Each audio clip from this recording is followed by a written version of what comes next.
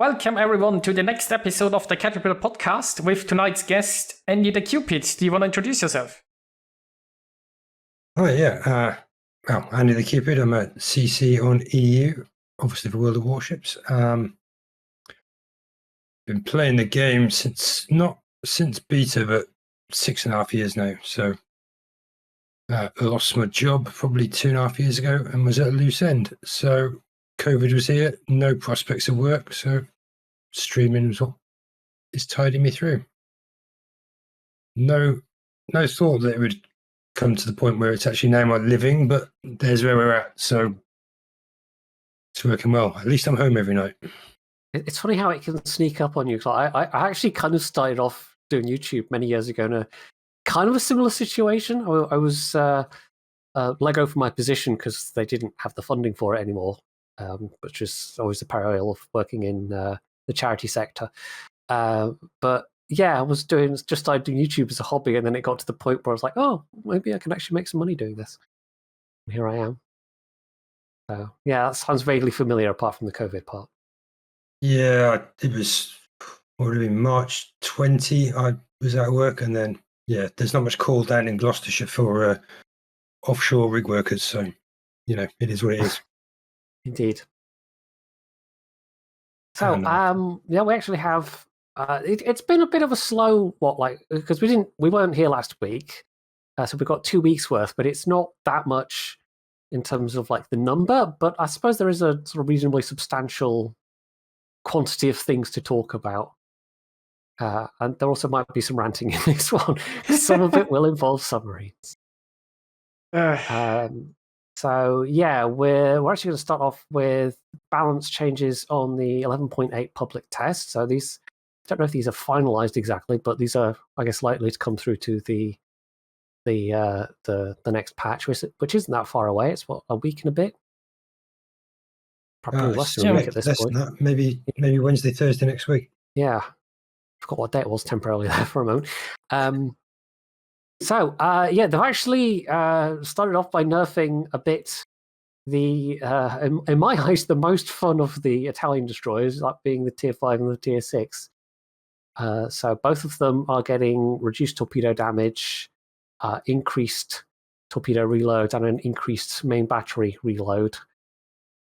So I don't know if they were performing a bit too well, but I mean, they're probably still going to be okay down at those tiers just because you can get away with things more in the mid tiers.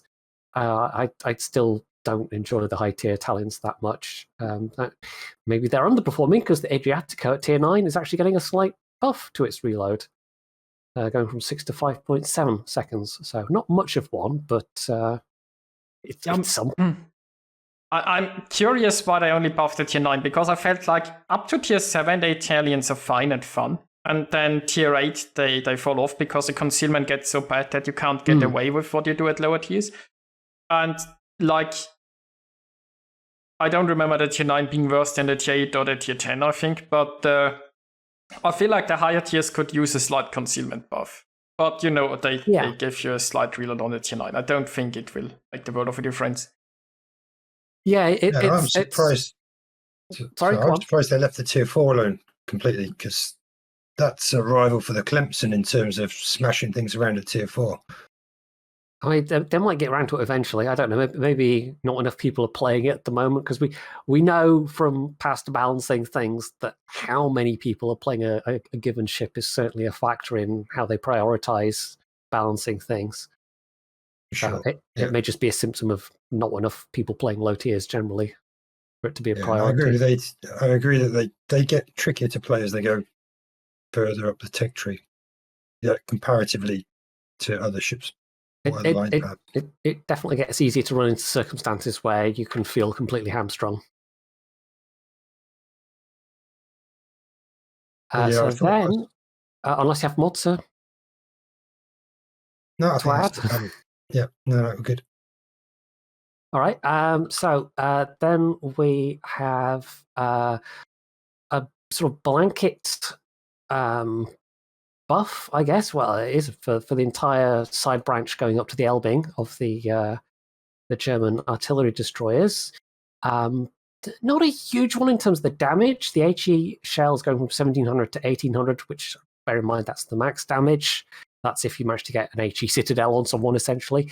But the fire chance is actually jumping by 4%, so that's probably the most substantial part of that.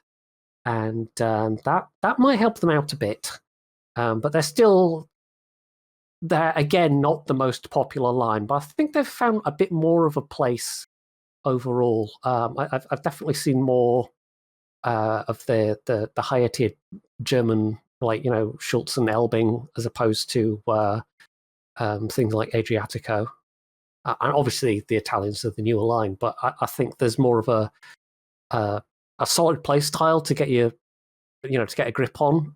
The Italians are sort of they can be very much at the mercy of the matchmaker, whereas they're not necessarily great, the Germans, but I feel like, sit in smoke and try and nibble away at things with your very nasty armor piercing is something that most people can get their heads around.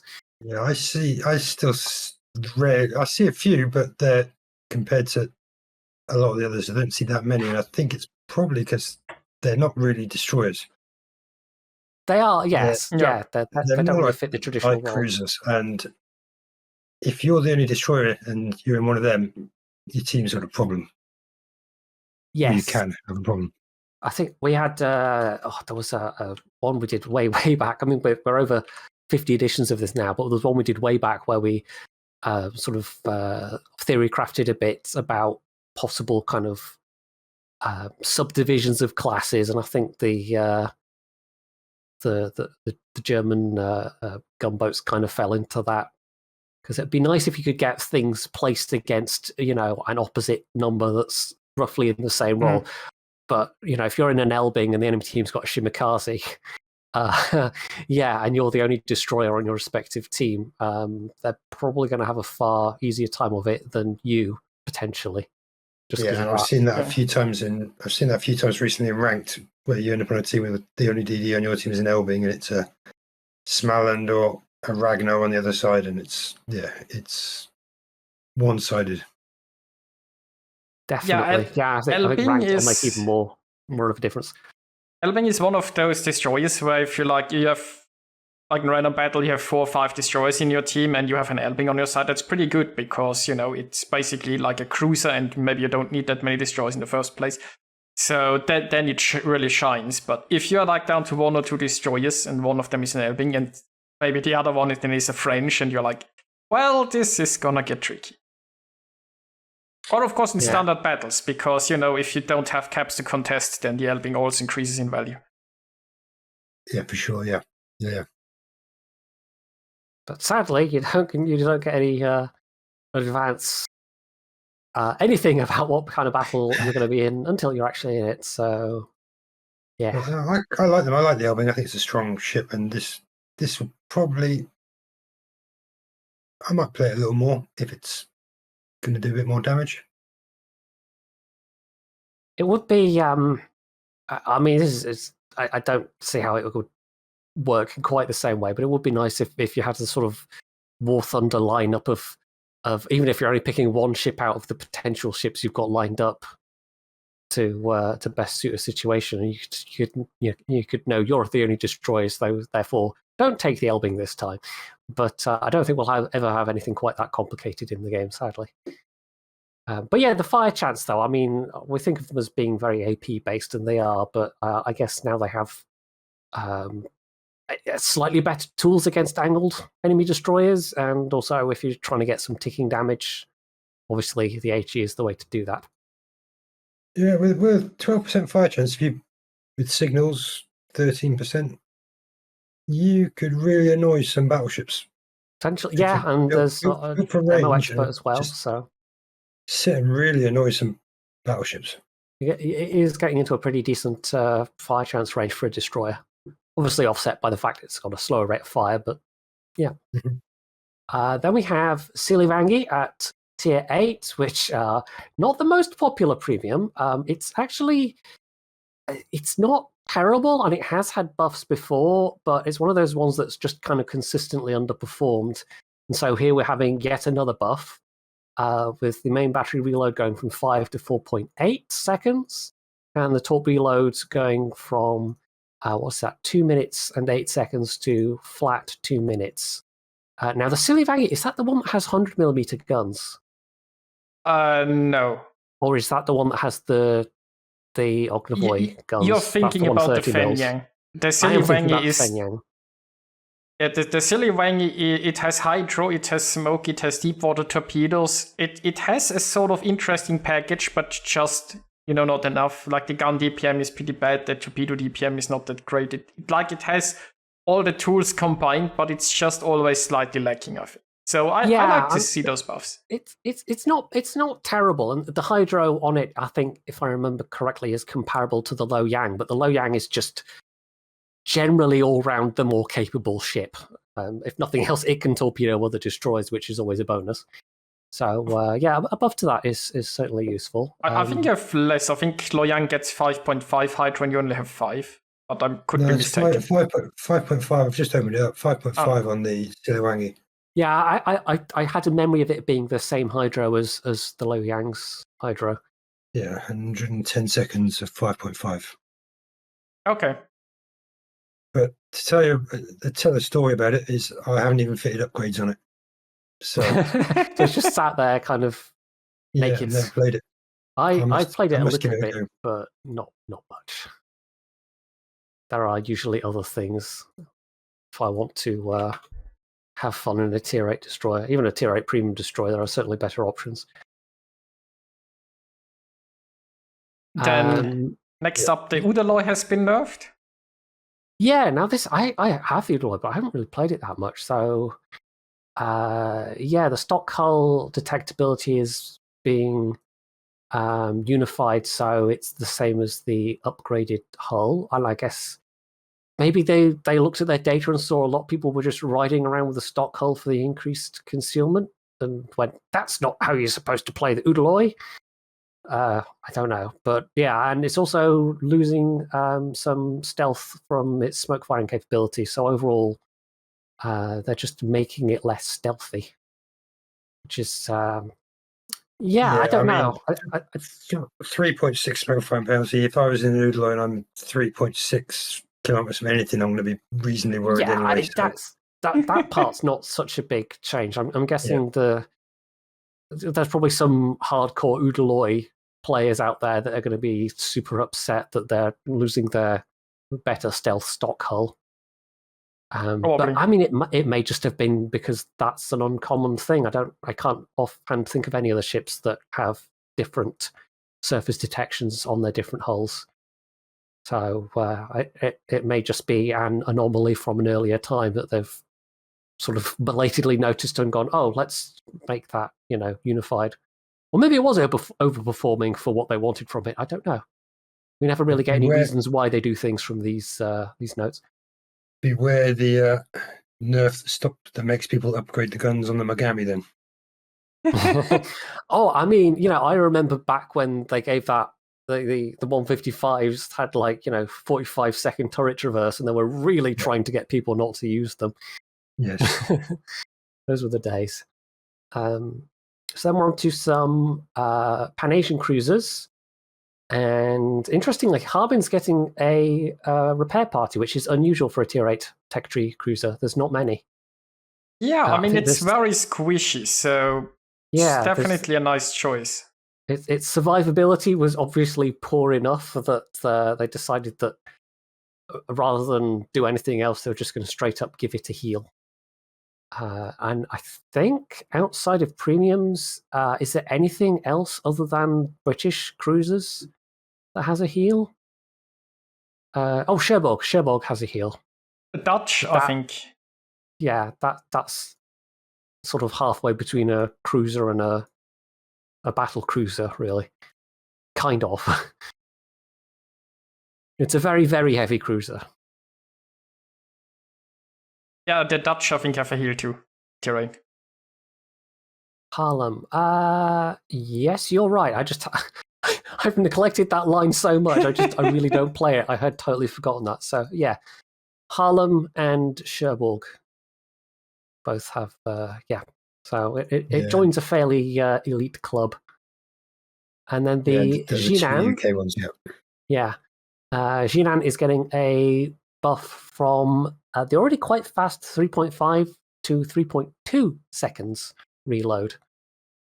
And so again, I'm guessing this was a sort of kind of survivability, as in, that it wasn't doing enough damage while it was surviving. So instead of like buffing the heal or buffing concealment or something like that, they've buffed the firepower a bit. I mean, Jinan, you have to keep in mind, has like very low gun caliber, so it can't really pen anything. So it relies heavily on just starting fires and shell volume for that. And Jinan has always been, I feel like, a ship where you need to make the deep water tropes work because you already have good ones or you're gonna suffer. And I guess they just decided that they want to make you a bit more consistent and give you more gun power. It's interesting that they buffed that rather than the fire chance or something like HE pen. I mean, maybe it's the best parameter for what they want to achieve. Possibly.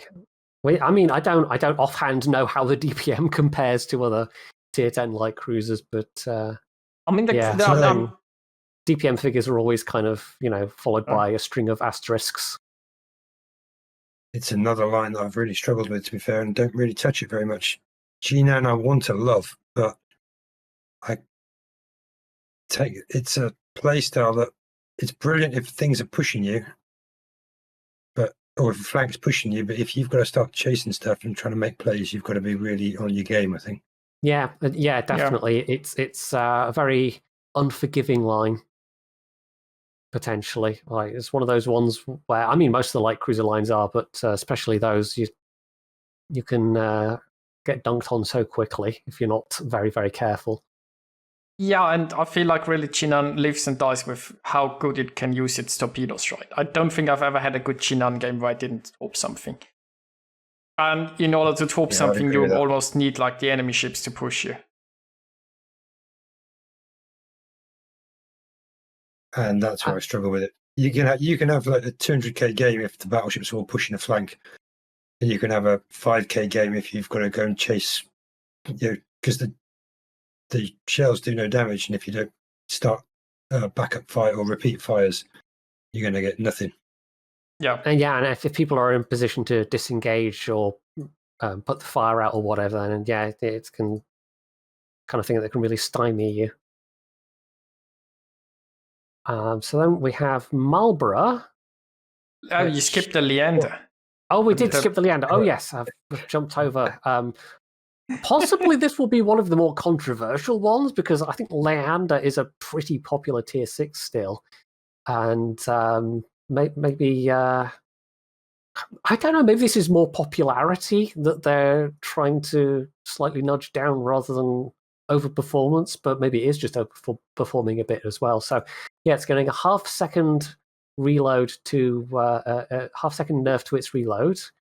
The torpedo reload is going up on the researchable torp tubes, but it's actually dropping slightly on the stock torpedo tubes, which are like 6 kilometers, 7 kilometers, something like that.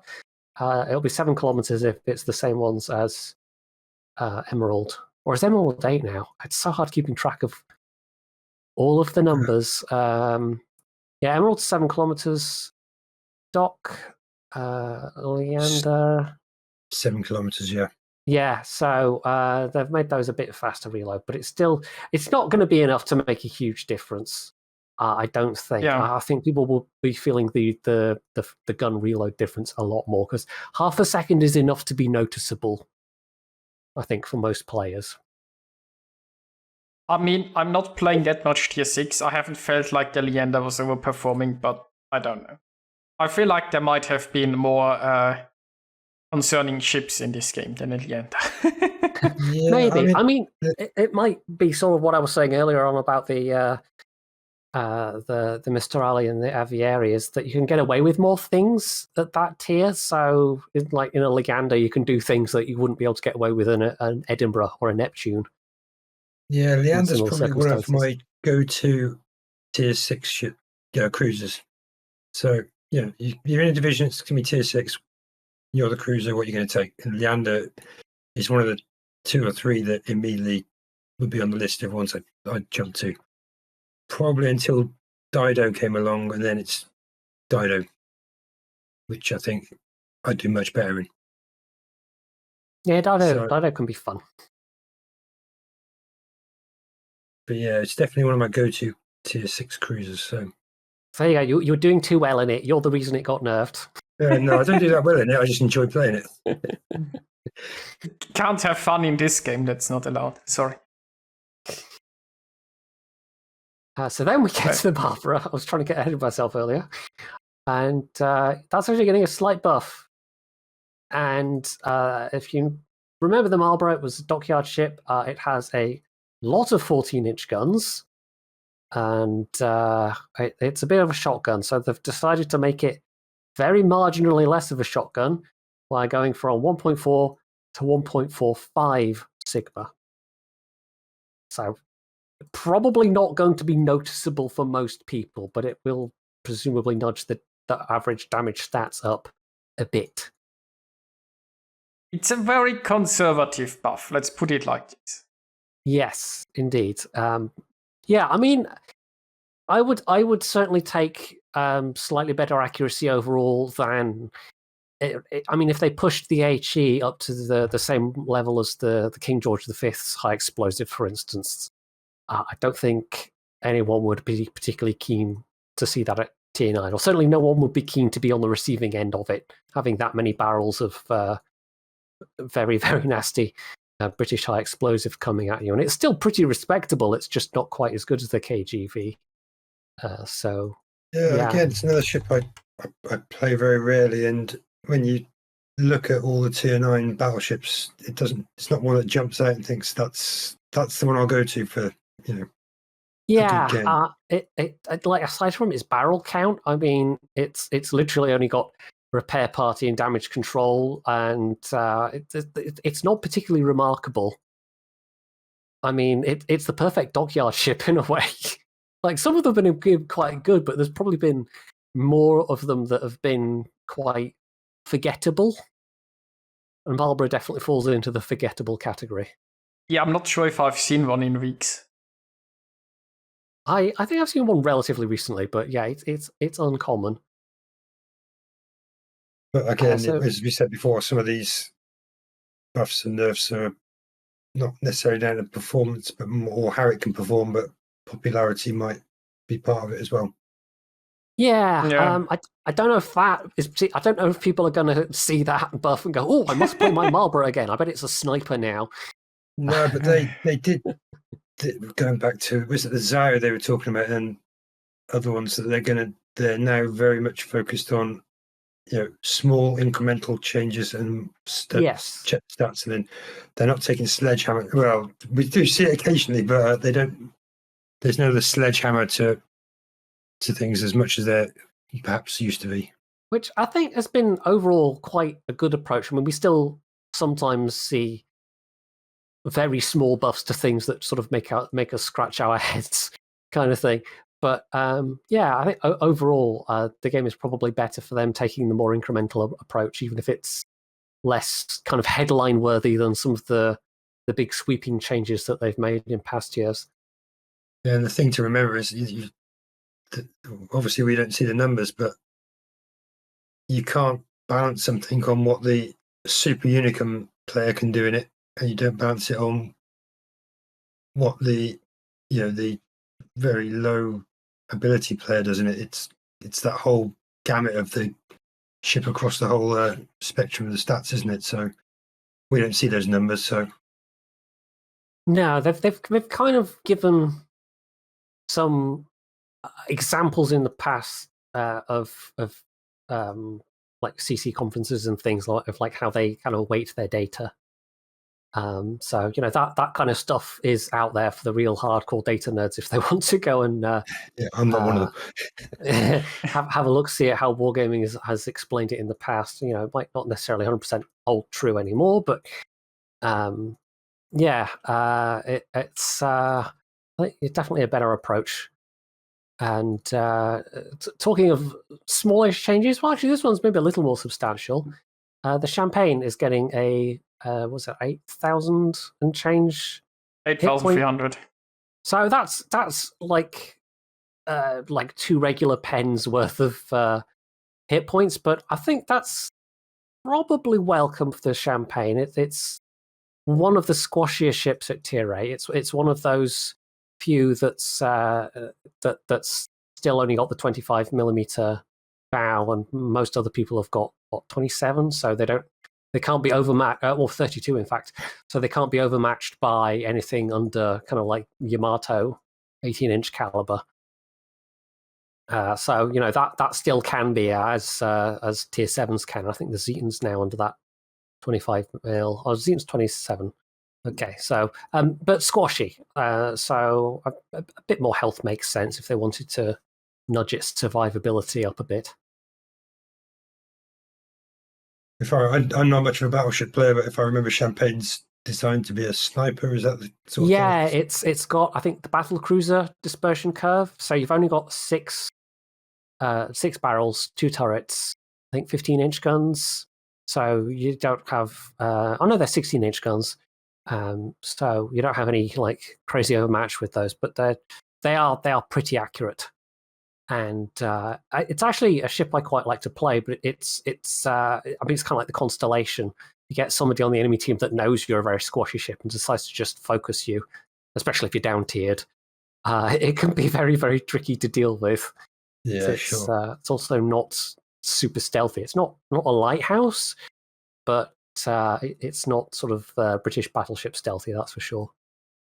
I mean, now imagine if they gave Odin also more hit points, like a ship that's actually supposed to be in the front. Yeah, I think that Odin could definitely benefit from that a bit. But maybe Champagne's. I mean, it must have been the survivability stats they were looking at, because I don't think they've touched Borodino in a while. That's the other squashy battlecruiser dispersion, Tier 8 premium, with its all forward turrets. And I think that one still performs perfectly well. But again, very easy to do lots of damage to.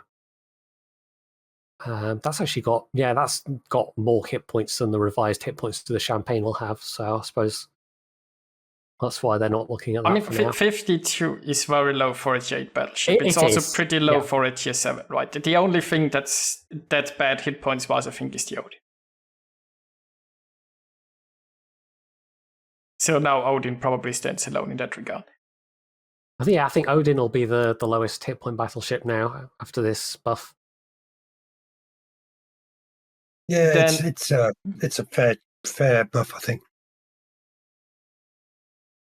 Probably.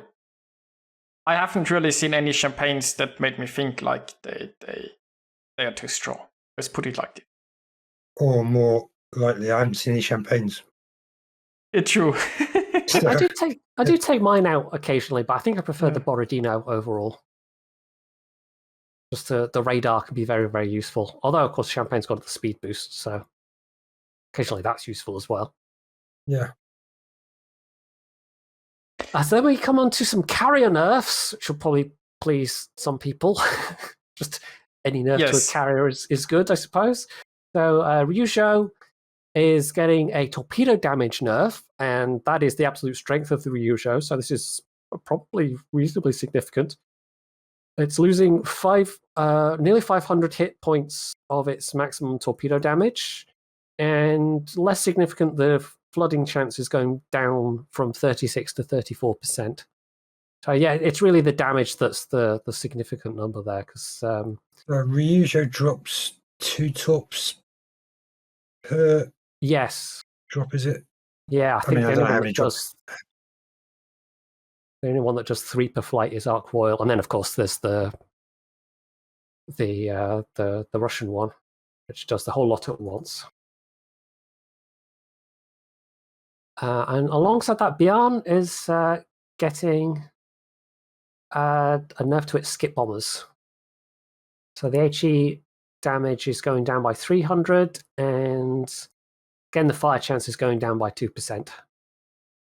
And again, that is the main offensive strength of the Bjorn, is the HE skip bombers. Yeah, the AP bombers are kind of naff compared to the Japanese ones. It's interesting that that's getting nerfed relatively soon after coming out, though. That was only earlier this year that came out, so...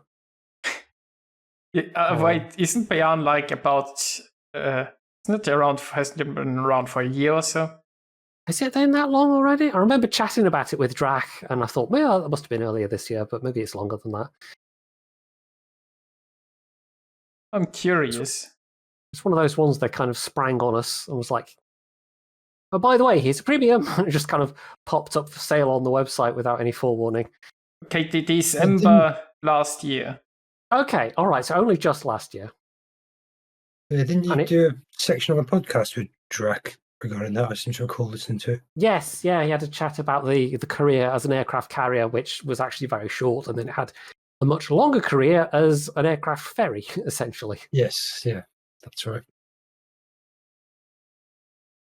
So, for anyone that wants to go back and listen to that one, it was very interesting, I'm sure. Well, it would have been interesting because we had Drac, so those ones are always good. Speaking about good things, the United States is getting nerfed. Well, I mean, it's a 10 seconds longer reload on the tactical torpedoes, but it's a nerf. So again, a nudge. Yeah. And the last thing on this page is that they are unifying. Now, this is maybe a little unclear with what they're doing here exactly, but the depth charge airstrike damage and number of uses and all that is being unified for all cruisers and battleships. So they've given up on the idea of doing individual sort of per ship balancing, and they're just balancing by tier instead. And I think it's a downgrade. I think we established that. Keep in mind, first of all, they are not saying anything about the range, so the range will still be different on different ships. Yes, yeah, the range, I guess, is staying the same as whatever it is. They are not giving us some crucial information, and that's, for example, the area in which the depth charges drop, because they increased the damage, I think, per depth charge a little bit, but there are less charges dropped, which means that overall you should do less damage. It could also be that it's just concentrated on a smaller area, which would make it harder to hit the submarines. So let's just say it looks like it's a nerf to anti-submarine warfare, but without seeing all the relevant data, we can't actually be sure. But based on Wargaming's history, I'm pretty sure it's a nerf to anti-submarine warfare. Yeah, they're a bit scant on the details. But, carriers will have automatic ASW, so everyone just has to play carriers now. Just everybody queuing carriers. That's what Wargaming wants. It's carriers and submarines. That's their ultimate end goal. Don't need any other classes of ships, just carriers and subs. No, they need food. Like those ships need food on. Is that a bit snarky? That's fine. We'll just bung in some bots. But we'll have more about subs later anyway, I guess. Oh, yes. We do still have submarines to discuss as a central, main theme. I mean, the next dev block would be ship restrictions for clan battles, which is very short. It's basically just, as you would expect, French destroyers limited and Soviet battleships banned. Everybody is shocked and surprised. And then we can already go to the major dev block, the Halloween operation, Wolfpack, person challenges, and basically a lot of news. Yeah, this one's actually I'd missed this one until we really just about started the podcast, and so basically we're getting a repeat of the previous year's Halloween operations for the it'll be from around mid-October. They generally lead in from about mid-October with sort of the amount of ops that we have now going. So Saving Transylvania, Sunray in the Darkness. There's also going to be the Twilight Battle mode.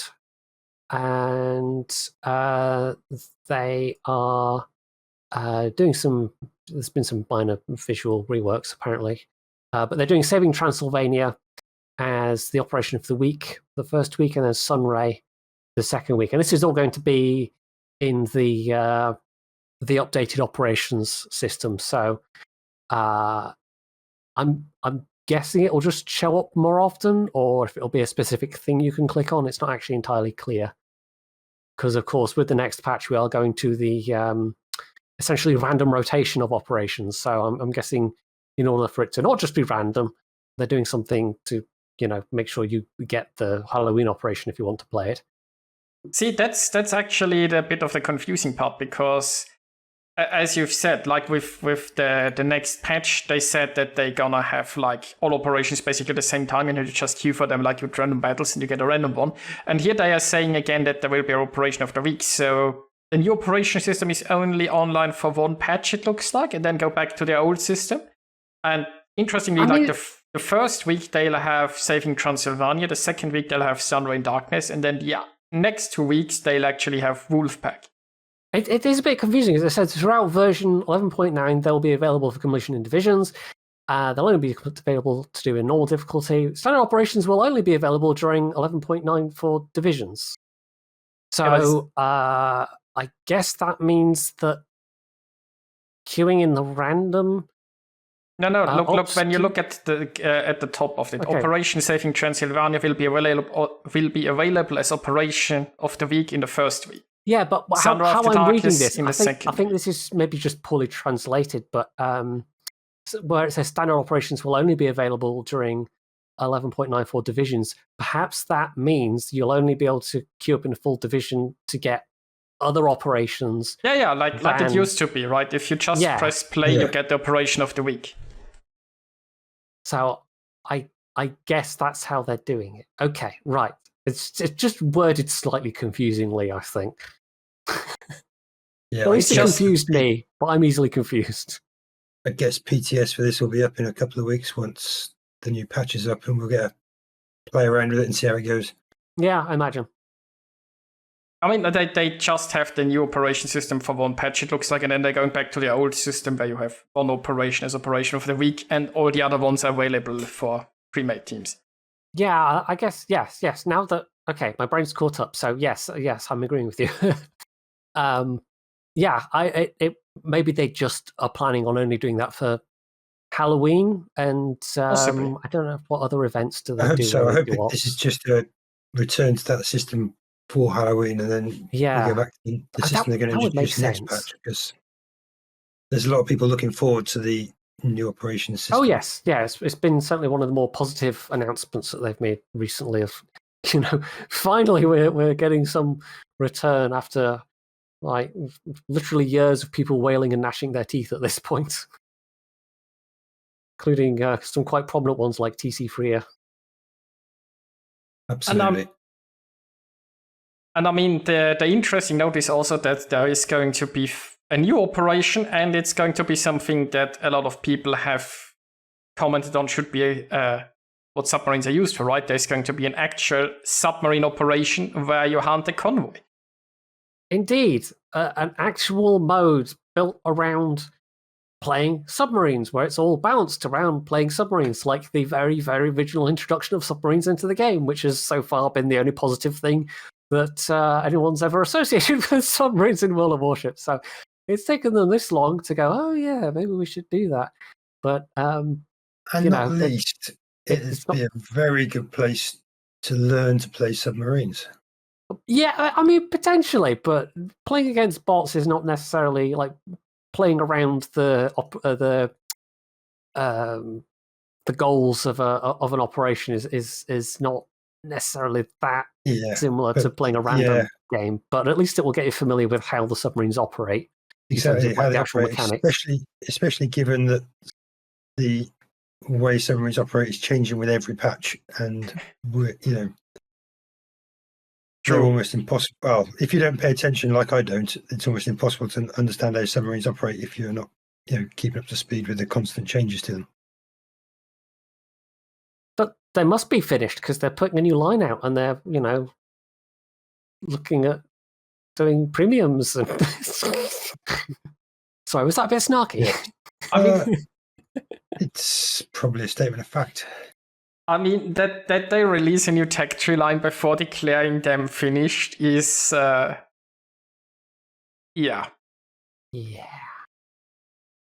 Fine. We're not mad at all.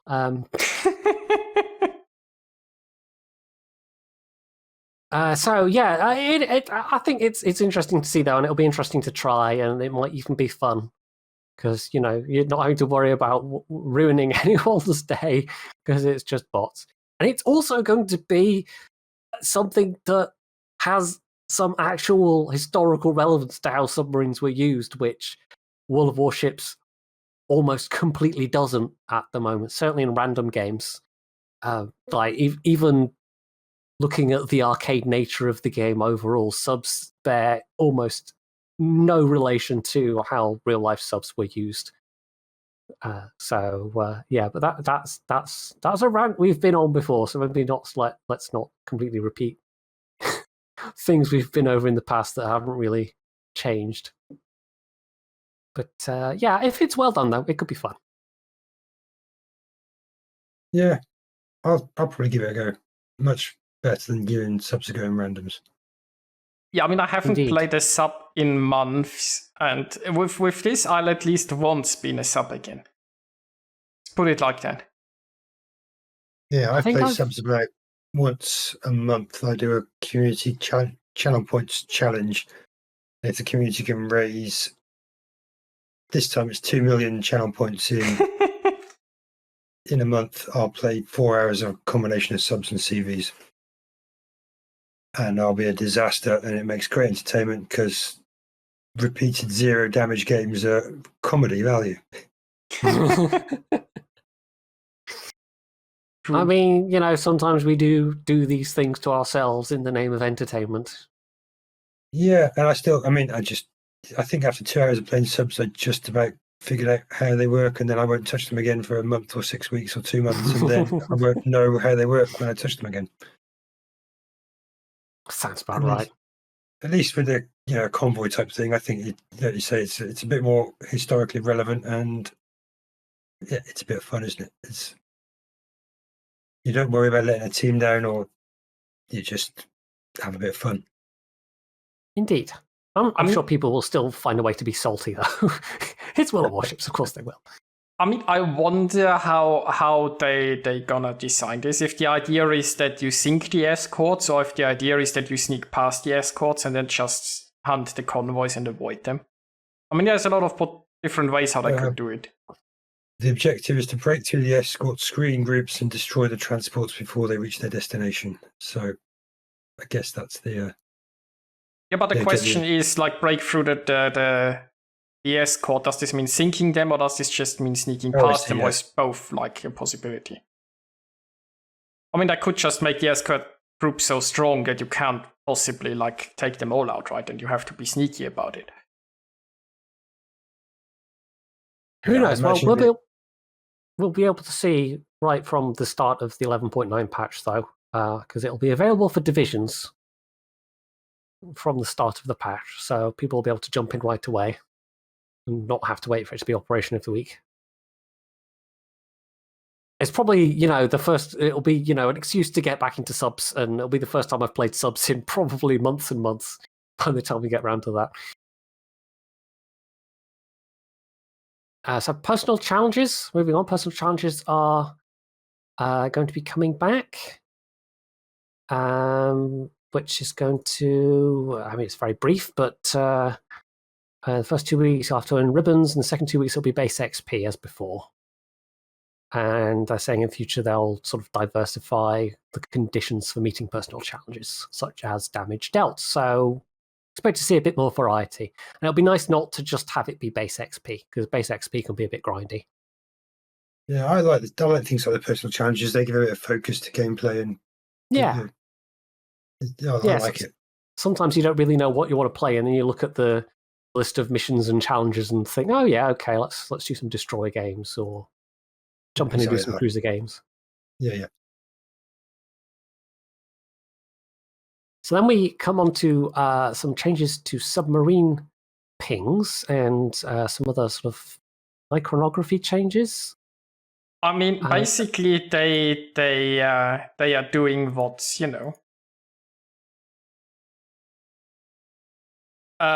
what people have been asking for. They're giving us the old ping. Or they are having both ping systems now, right? You see the ping racing across the water, and you see the water thing.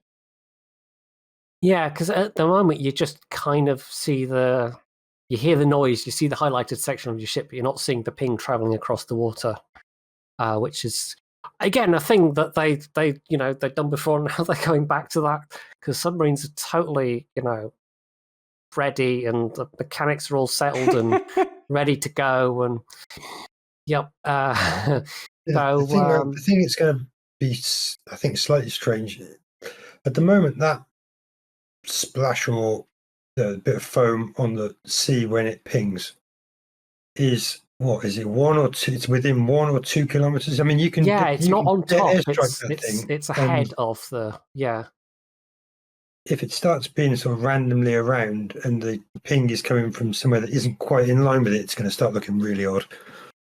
It will, but at least I guess the ping gives you much more accurate directional information, and then you have the rough sort of placement along that where the submarine actually is. It will definitely help.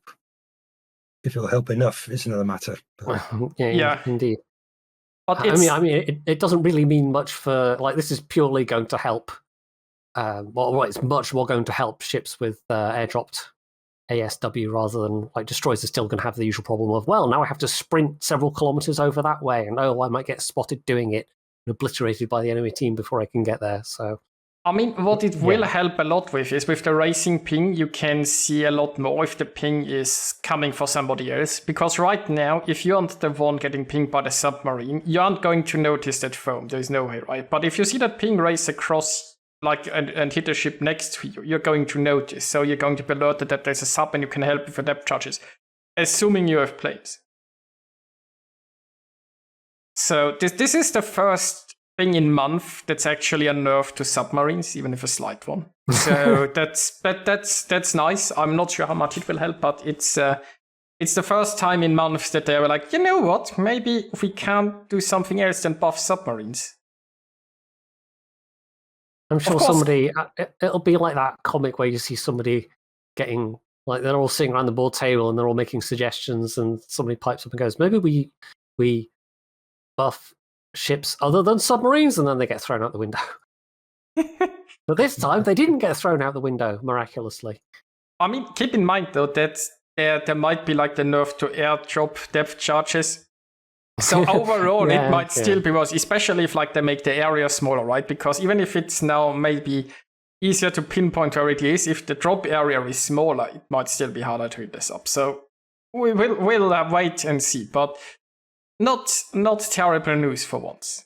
It would be very wargaming to be we're going to make it a bit easier for players to see where the submarines are pinging them from and where they're attacking from, but it's actually going to be now harder to do damage to them. Good luck! Well, they also updated the visuals for homing torpedoes, make players less confused, I guess. And gave you a new ribbon to see just how useless your depth charge was. I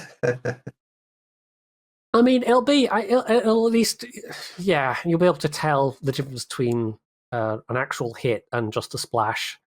I think that is actually quite useful because that kind of you get information is people useful. saying, "Oh, I hit it with 18 depth charges and it was still alive." Well, this will tell you how many that of you those didn't. Actually. Yeah.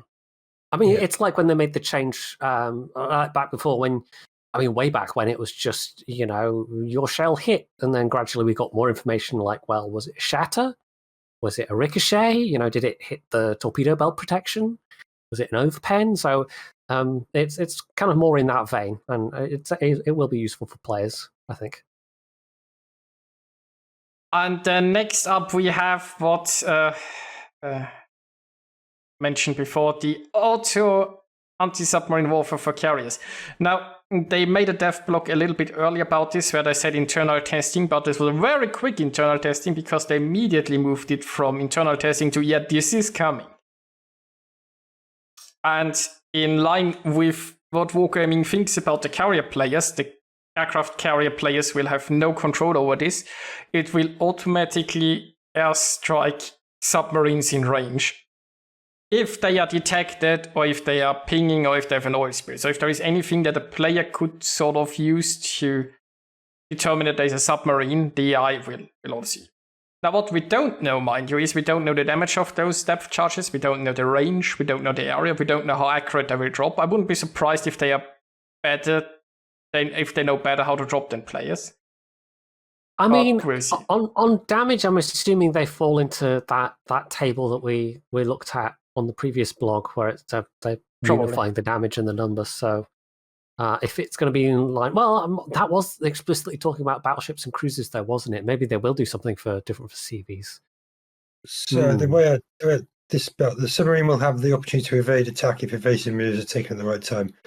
The impression I get from that is that this thing is going to be pretty bang on accurate if the sub just sails along in a straight line, and Yeah. But as soon as it thinks it's spotted, it's got a hoik and turn, and I wonder if the idea is to things make it a sort of equivalent of flak, where if you fly into it, bad news, but if you manage to dodge it, you're A-okay. I mean, It does absolutely nothing to you. I mean, the thing is, as a player, obviously, you think, like, is the submarine going to go in a straight line or is it going to turn? And you try to predict where it's going to be. While the AI will just, basically white line torpedo it in that sense, right? Probably. But the question is, obviously, how big is the area going to be, right? Because how easy it's going to be for a submarine to get out of this area. Like, will it be that the submarine, as long as it turns immediately as it sees the planes, will it be safe? Or, lots of questions are still unanswered there. Indeed. Yeah, we'll have to see what that's like. I wonder if it's a push to just stop sub and CV interaction. I think so, yeah. I mean, protect both of them. The problem is, right, that there's basically no real way to detect a submarine, unlike destroyers. And I mean, there are already sometimes destroyers that try to sail along the map's edges just to hunt the CV, but they can relatively easily be dealt with basically because the carrier can spot them and take them out. But the carrier can't do anything against a submarine, right? So, and you won't spot the submarine. So if a submarine just spends 10 minutes sailing along the zone wall to hunt the carrier, then it can surface in front of the carrier and then just, torpedo the carrier, and the carrier can't do anything against it. And I don't think they want that style of playstyle. Unless it's a stationary carrier that you can use your non-guided torps on. If you try and use your guided torps, of course, the auto DCP kicks in. So, yeah, but you can't just surface 2 kilometers in front of the carrier. What it's you can still do that. So I think it's sort of sad in a sense because it takes a long time to find the carrier, and the submarines, while they are pretty quick, they aren't the fastest. So if a submarine really spends all of its time hunting a carrier, it's wasting a lot of its time. Now, on the one hand, you could argue they want to prevent that because this shouldn't be how a submarine is played. But on the other hand, it's said that carriers once again get that magical sort of protection, even though they are, in a sense, the safest ships from submarines because they are going to be far in the back, where the submarine isn't going to go fast. Then we've got the new. Which one is the sub that's. Has it been even put into testing yet? But there was one they were talking about that's got 45 knots underwater or something like that. Oh yeah. That's but I mean that's a special premium sub. Yeah. Just wait till they bring in Japanese tier 10 subs with the 20-kilometer long lance torps. Yeah. Long lance homing torpedoes. I should stop saying these things. I'll give them ideas. Immediately someone here is taking them. Why didn't we think of that? Well, in other news, they are changing some legendary captains, right? Kuznetsov's heal basically gets sort of an overall nerf. It only heals for half as long. It heals a little bit more per second, but overall it heals less. Now, of course, I have to admit there is a slight buff in the sense that if you get damaged and you get destroyed before the heal is over, that's slightly less likely to happen because you now get more heal in the short amount of time. Yeah, it's a quicker burst. Yeah, there are in some situations this might be a slight buff, but overall it's a nerf. So be fine with me.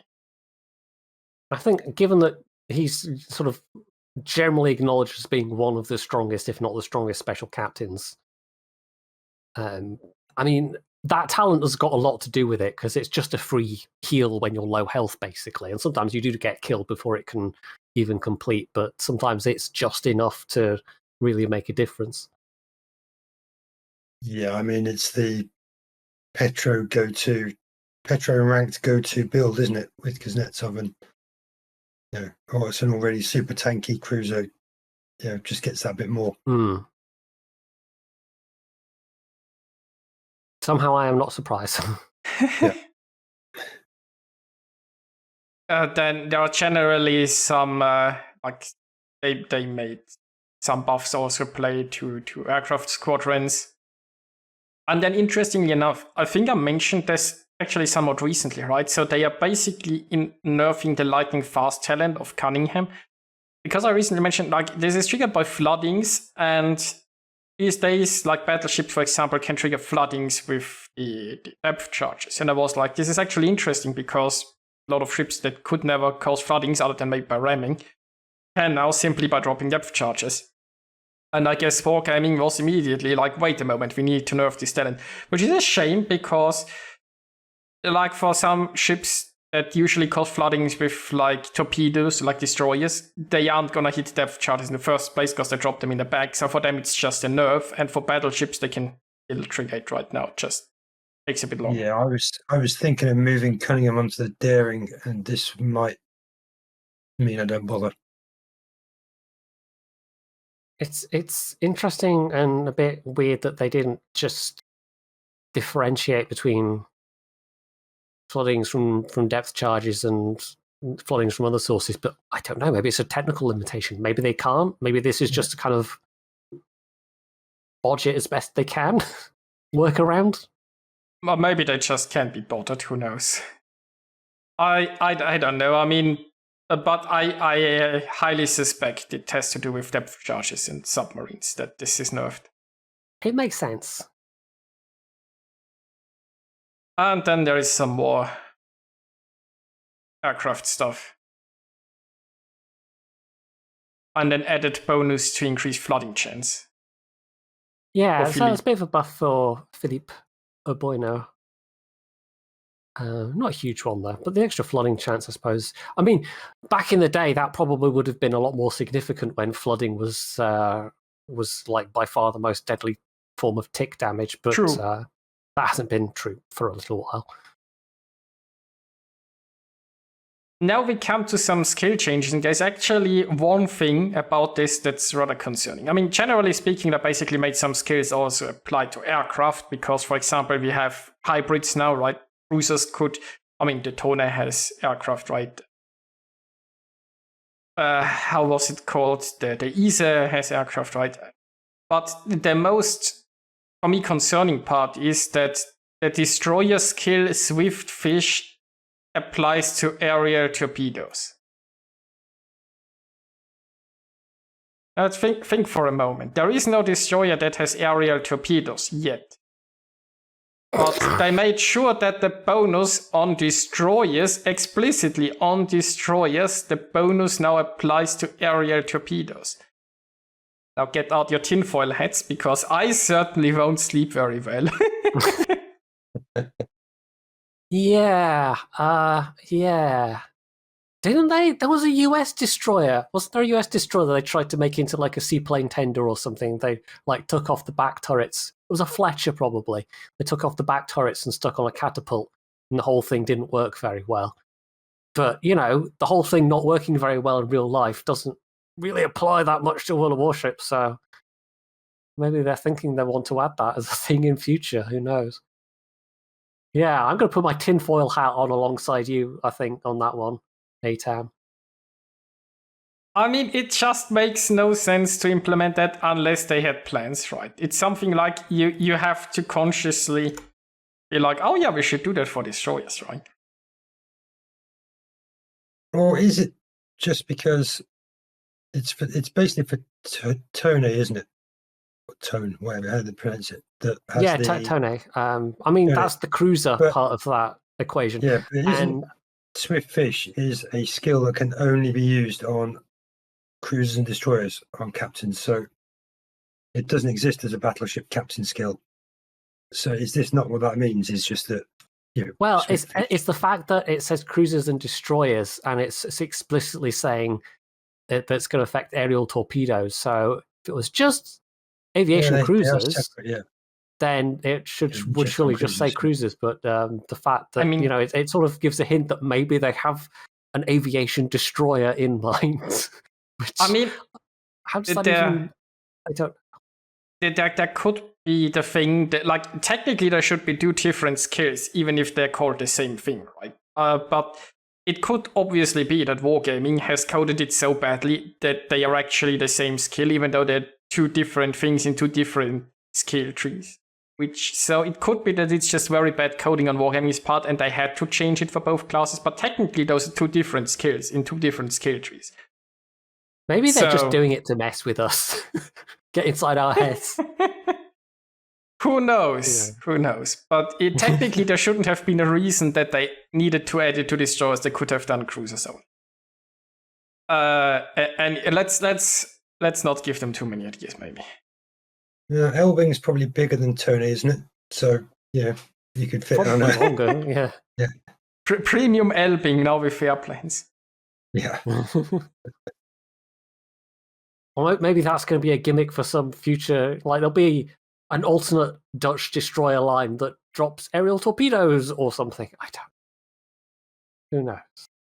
Who knows what they have in mind? Well, you've got a Dutch ship planned with Dutch destroyer planned with. Yeah, the Tromp at Tier 10. Yes, we had a look at that last time, and I think that's already had.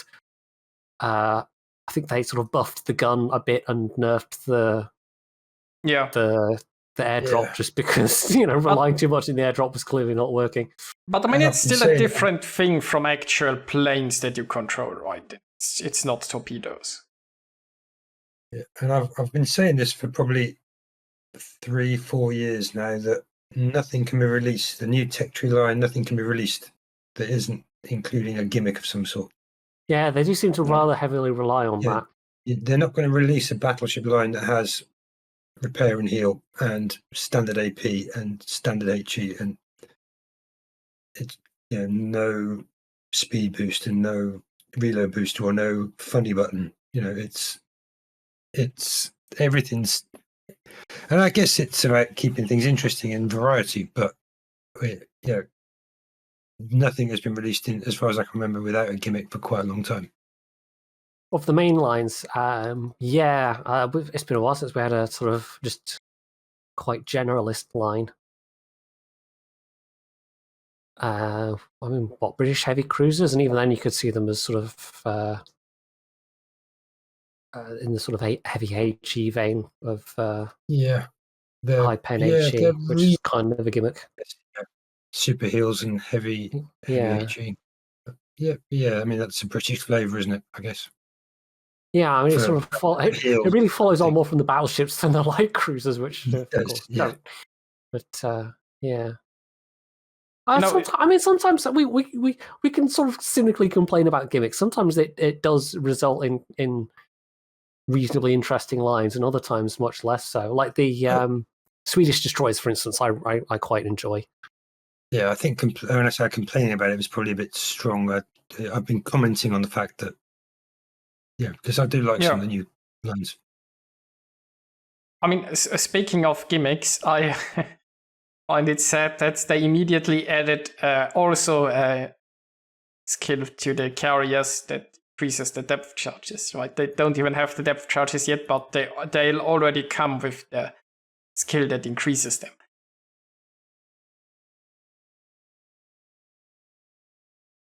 I mean, I suppose if they're going to give them the ASW, it's logical that they would stick that on as it is on other versions of that skill.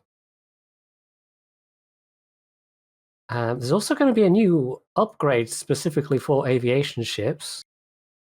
Air Groups Modification 3. So this is going to be for Ise, Tone, and Kearsarge in the 4th equipment slot. And it's going to give minus 5% to squad prep time, plus 5% to squadron speed, and plus 15% to the hit points.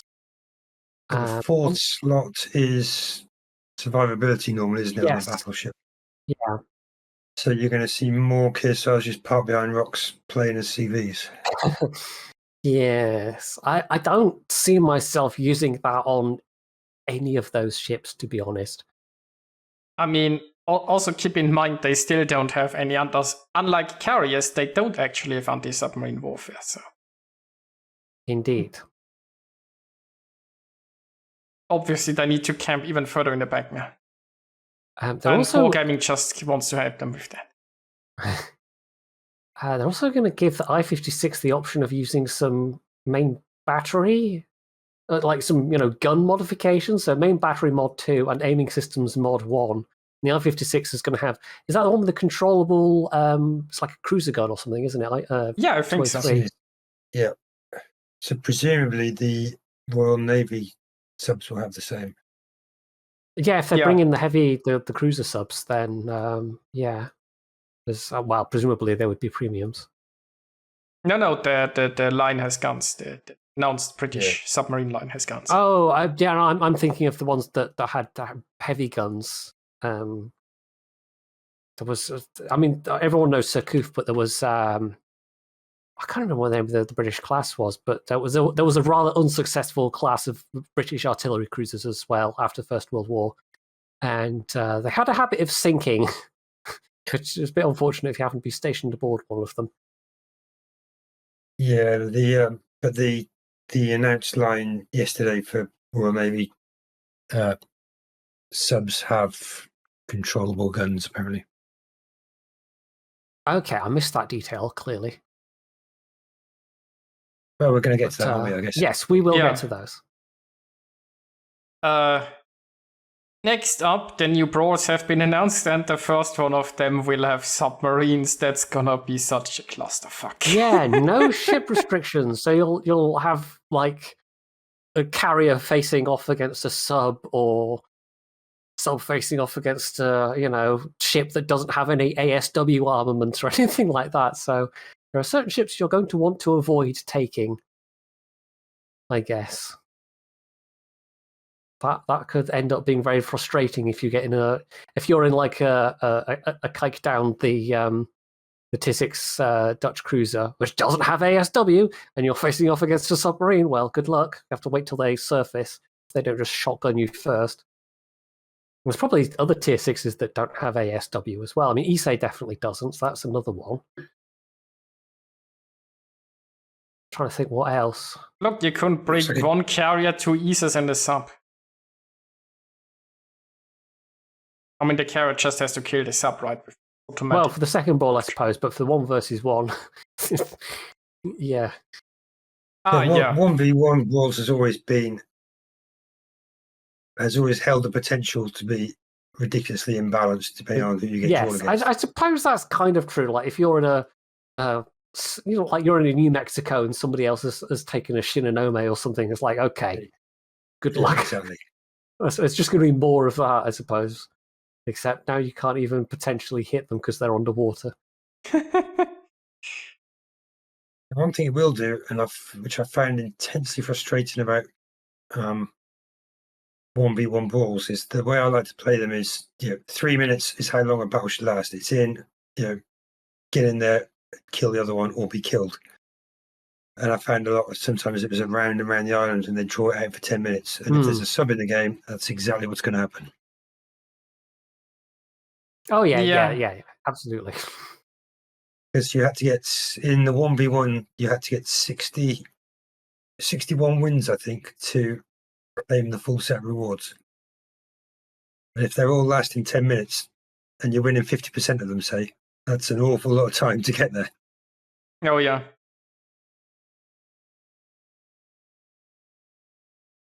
Is there any other... I mean, most of them have got some restrictions. So, 1 sub, 1 aircraft carrier. I mean, the thing is, I'm not sure if the further ones will have subs. Like they specifically mentioned the 4 versus 4 that you will be able to participate with submarines and the more than 1 submarine. The first one says no ship type restrictions. But from then on... third Brawl, I guess maybe no subs? It's possible that the third Brawl does no longer have subs, but who knows? It will be interesting. I mean, I occasionally jump into brawls, but it'll be interesting to see if it has a sort of depressing effect on numbers overall. Like if people are just like, oh, subs are going to be in it. Well, no thanks. I mean, I've had that happen will with know. carriers. Like if you have like 3 versus 3 or so with a carrier. There are some brawls that I definitely I was looking forward to, and I started playing them with some friends, and then after like 2 or 3 matches, we were like, yeah, no, we won't do that. Yeah, the current one is 3v3 in tier 4, I believe, and CVs are allowed, but tier 4 CVs, the way I've seen it mostly is the team with the CV will lose. Because tier 4 CVs are fairly ineffective. Yeah, you won't be able to put out enough damage to overcome the fact that your 2 surface ships are being bombarded by their 3 surface ships. Yeah, and the caps flip quick and points tick quick. And the CV really can't help with that. Yeah, the CV is more dangerous over time, and it doesn't probably have enough burst at that tier. Yeah, exactly that. But it'll be interesting. I don't mind. I mean, brawls are one of those ones where I don't mind them being in the game. I don't really mind what format they're in because they're one of those things you can just drop in, have a bit of fun in, or not bother. It's just neither here nor there. Yeah, I mean, I suppose ultimately it doesn't. Like, it's a nice thing to have in the game, but it's going to be like operations. If they keep making changes that sort of force people away from it, they might eventually go, "Oh well, no one's playing it. We'll just remove brawls," which would probably be a bad thing for the game overall. Because it's a fun occasional thing. I don't think they switch enough with the brawls. There are quite a few where I look at them and they're like not interested, and then there are some that I play for 2 hours or so. So okay, it might be more likely to not fall into that trap then. And normally, the way they've all been set up is you get the first win, gets your stage 1 done. That's 750,000 credits. So at the very least, I'll always drop in, play a few battles, get 1 win, and grab a 750,000 credits. And it's, and that gives you enough of a feel for whether you want to do any more or not. Yeah, they haven't fallen into the trap of not rewarding. Like, I mean, in operations, one part was always that they refuse to properly reward them, but brawls actually have some rewards. So. Yeah, agreed. Then there is more info on the next ranked. Well, 0-11-9, 9th ranked season. Short note, really, but it exists and it will happen. And here are the tiers. Yeah, but they haven't mentioned anything about subs. I wonder when subs will show up in ranked again, because we all know it's gonna happen. Yeah, they won't be in the Bronze League. Oh, definitely, because it's only tier 5. But in higher tiers, who knows? And the Bronze League is going to be interesting with Julius Cesare and Kamikaze as the dominant played ships, I should imagine. Tier 5 has a few slightly overperforming ships. Let's put it like that. Yeah. But that's okay, because I've got them all.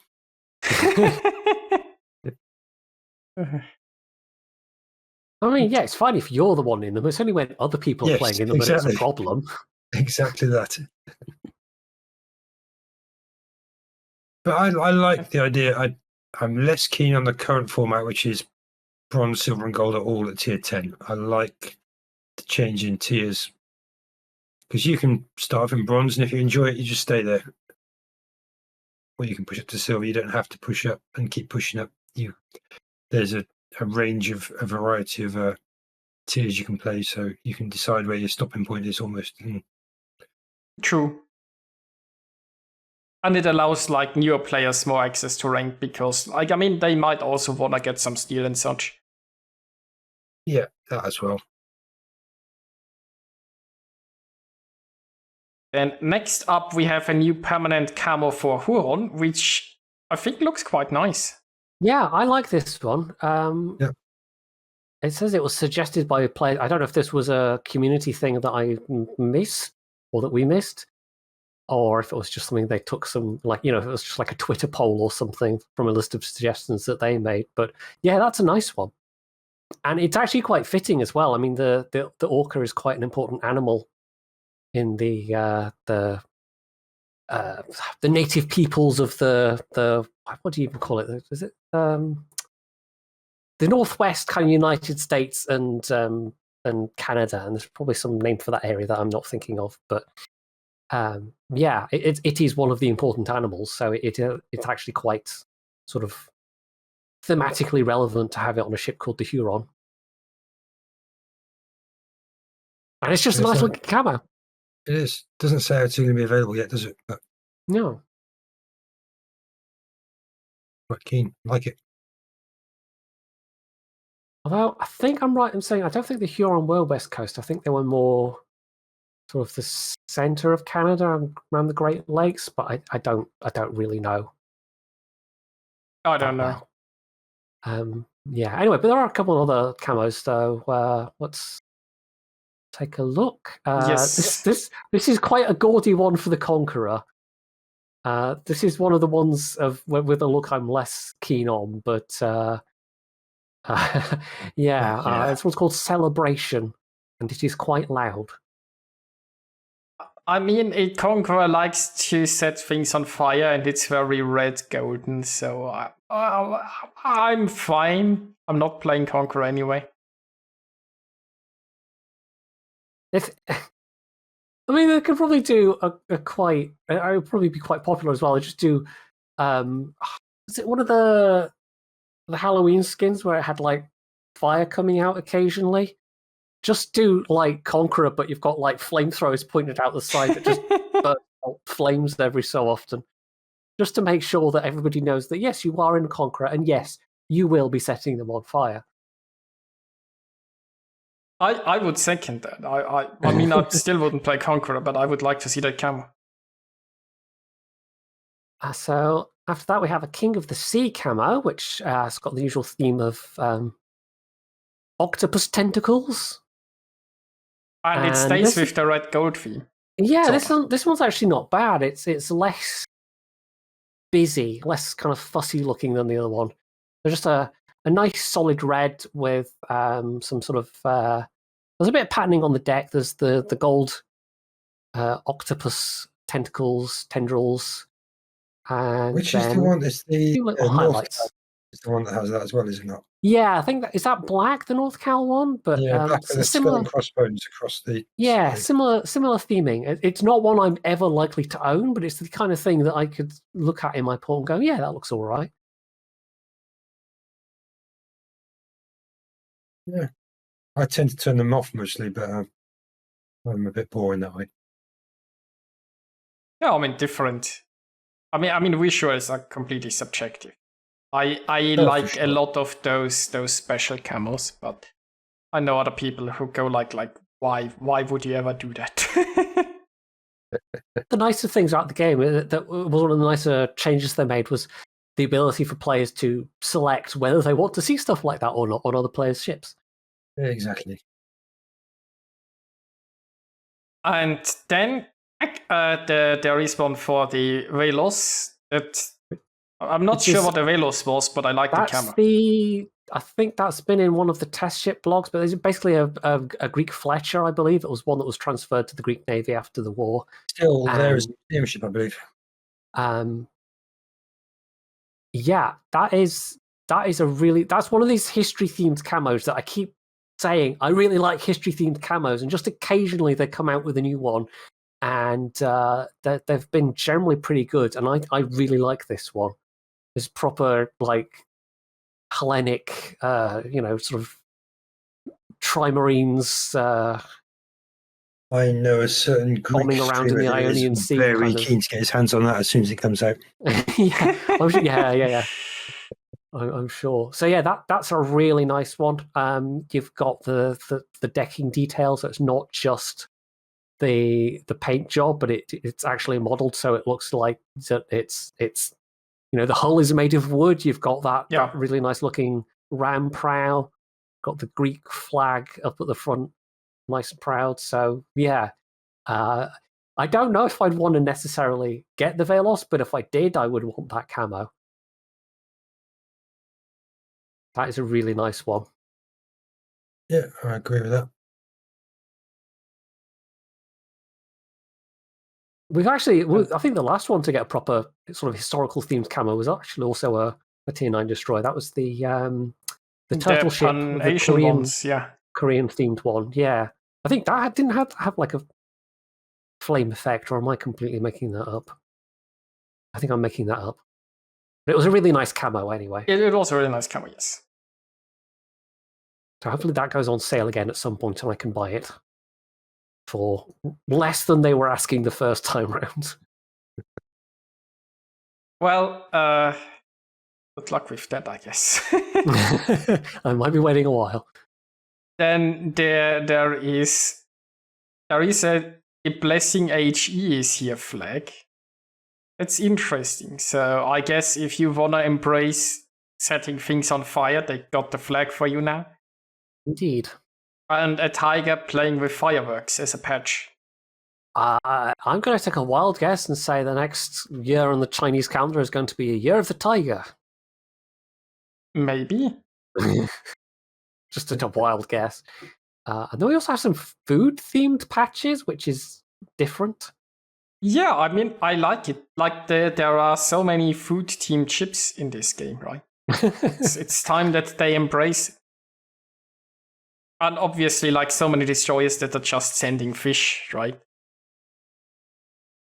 So I'm trying to see if I recognize where all these from. So there's one that looks like a Philippine flag, triangle. It's Philippine on the left, I think. Yeah. The next one, satay. So that's just, I don't know. That's a bit kind of generic. Then there's is that Indonesian? White and red? I don't know. And then the star, I mean, that could be China, it could be Vietnam. Who knows? I mean, I guess like the patches have names, so you have to just identify the dish and Google where the dish came from. I guess, yeah. Maybe maybe this is some kind of really cryptic hint that we're going to get Warships spin-off cooking game, like what's that one called? It's something like Cook Serve Delicious, and I know there's other various cooking games as well. So clearly wargaming is going to branch out and do cooking games that involves. Look, I mean, if they made like a cooking mini game on their website, I wouldn't be surprised. Like they are into the website games lately. True. Mostly it's been versions of 2048, but yeah, it would certainly be something different. By the way, I mean, getting a bit ahead of myself here, but I'm not sure if people have noticed, but on the news portal there is like the voyage something around the world. I don't know, but there's a web campaign, and it's actually interesting because it's like sort of like a short visual novel where you have like two like drawn characters that have a conversation, and then after the conversation you choose something in the dialogue, and then you get the in-game mission and such. Yeah. I think that's been like, it's also been made a bit more prominent than some previous ones, which have been a bit buried. But here it's actually quite like it's right at the top of the armor, and you click on it and you can see what it is, and you click on the thing and accept the mission. And the missions have been fairly okay so far. I think I've done most of them already. So it's all. I mean, it's all kind of tying into them putting out the Hampshire. I don't think anyone's been wildly enthused about the Hampshire, although the special camo for it I think looks okay. But I'm not going to spend a bunch of doubloons so I can do the various get the tokens to get the unlocks to get the chance of getting the Hampshire among one of them, and it might only take one or two, or it might take literally all of them, and it might only be on the last pull. Because I don't know, that's you that's value your money. Just yeah, they want you to give them your money, and they're not even going to tell you quite how much of your money that they want. There might be a little bit, might be a lot.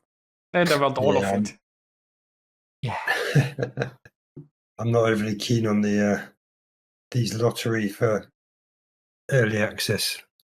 And I know the Hampshire's are premiums, so but you still be able to buy it straight up for a flat fee in next year. Yeah, it was weird that felt like such a step forward when we went from, well, everything's in it affected World of Tanks as well, but it sort of, there was a while where everything was in just a bloated bundle, and if you didn't get it in the bundle, then you weren't going to get it, and then it was like, oh well, the best we're going to get is, well, we'll still do the bundles, but if you're patient, you'll be able to get just the ship. So there was still, it's still kind of a bit scummy in that it's still targeting the people that don't have good impulse control, that do have problematic issues with gambling and the gambling style mechanics in games. When I probably a year after I started playing, and for 2 years, I probably bought pretty much every premium ship that was released. But it was a case of you could just buy the premium ship. And I think the only one that I spent big on was the Missouri when it was first released, because that might have been the start of it. Actually, that was like a staggered release, and or was that the hood? Maybe it was the hood. There was the hood. Maybe it was that staggered release, and you had to buy the Admiral plaque, and then you had to wait a week, and then you could get something slightly smaller, or you wait another week, and then you could get the ship itself. And I plumped straight in. It was HMS Hood. I remember it was Hood, not the Missouri. I plumped straight in at the very beginning, just But it was one of those things. I was away for a week with work, sat in a hotel room for a weekend. I could play World of Warships, or I could go and sit in a bar and spend the same amount of money anyway. So it's like, in the end, get the hood and play that. But it's become more prevalent, and the idea of spending money not knowing how much you're going to spend to get something is not something that sits particularly comfortably with me. Yeah, indeed. And it's the kind of thing that, I mean, we've had some progress with wargaming. I mean, things like disclosure of odds was a pretty major step forward, but it's clear that they're not very wholehearted when it comes to kind of putting their best foot forward in terms of consumer friendliness. I don't know how else to put it, but we kind of get this, one step forwards and then like 2 steps sideways, or however you want to put it. I don't object to them doing it. It's people's, and again, some people do have some difficulty with self-restraint, but it's as long as you read what's written there, you'll know the process. It's not like it's completely blind. But no, personally, it's not something I would want to do, is say, because I get a feeling it's like, well, I'll buy 5. Okay, I didn't get it, so maybe it'll come on the 7th one, so I'll buy 5 more. I didn't get it. Oh, well, I bought this much now, I may as well get a few more. And that's the bit I don't. Yeah. It's a psychological trap. It's not uncommon along free-to-play games, but it's certainly something you see a lot in the mobile gaming space, and a lot of that then percolated over to PC gaming, console gaming, to the extent that it then went into actual, full paid games, ended up having microtransactions and essentially gambling mechanics in. So look at FIFA. You can pay £60 for FIFA on day of release, and then spend it. That was the biggest battle with my son, was continually fighting him to, you're not having this. We're not spending £20 on you trying to get hold of one player through a set of a pack of cards. It's just ridiculous. It's just it's purely predatory, and it's the kind of thing that we absolutely need some regulation, but there's only a couple of countries that have really gone forward with any kind of effective regulation, and alas, the UK is one of them. I feel things like FIFA are probably, I feel I'm more upset by, because the game is aimed at a younger generation generally. Well, maybe not aimed at, but the demographic of the World of Warships player base is a lot older than, say, FIFA would be. Yes.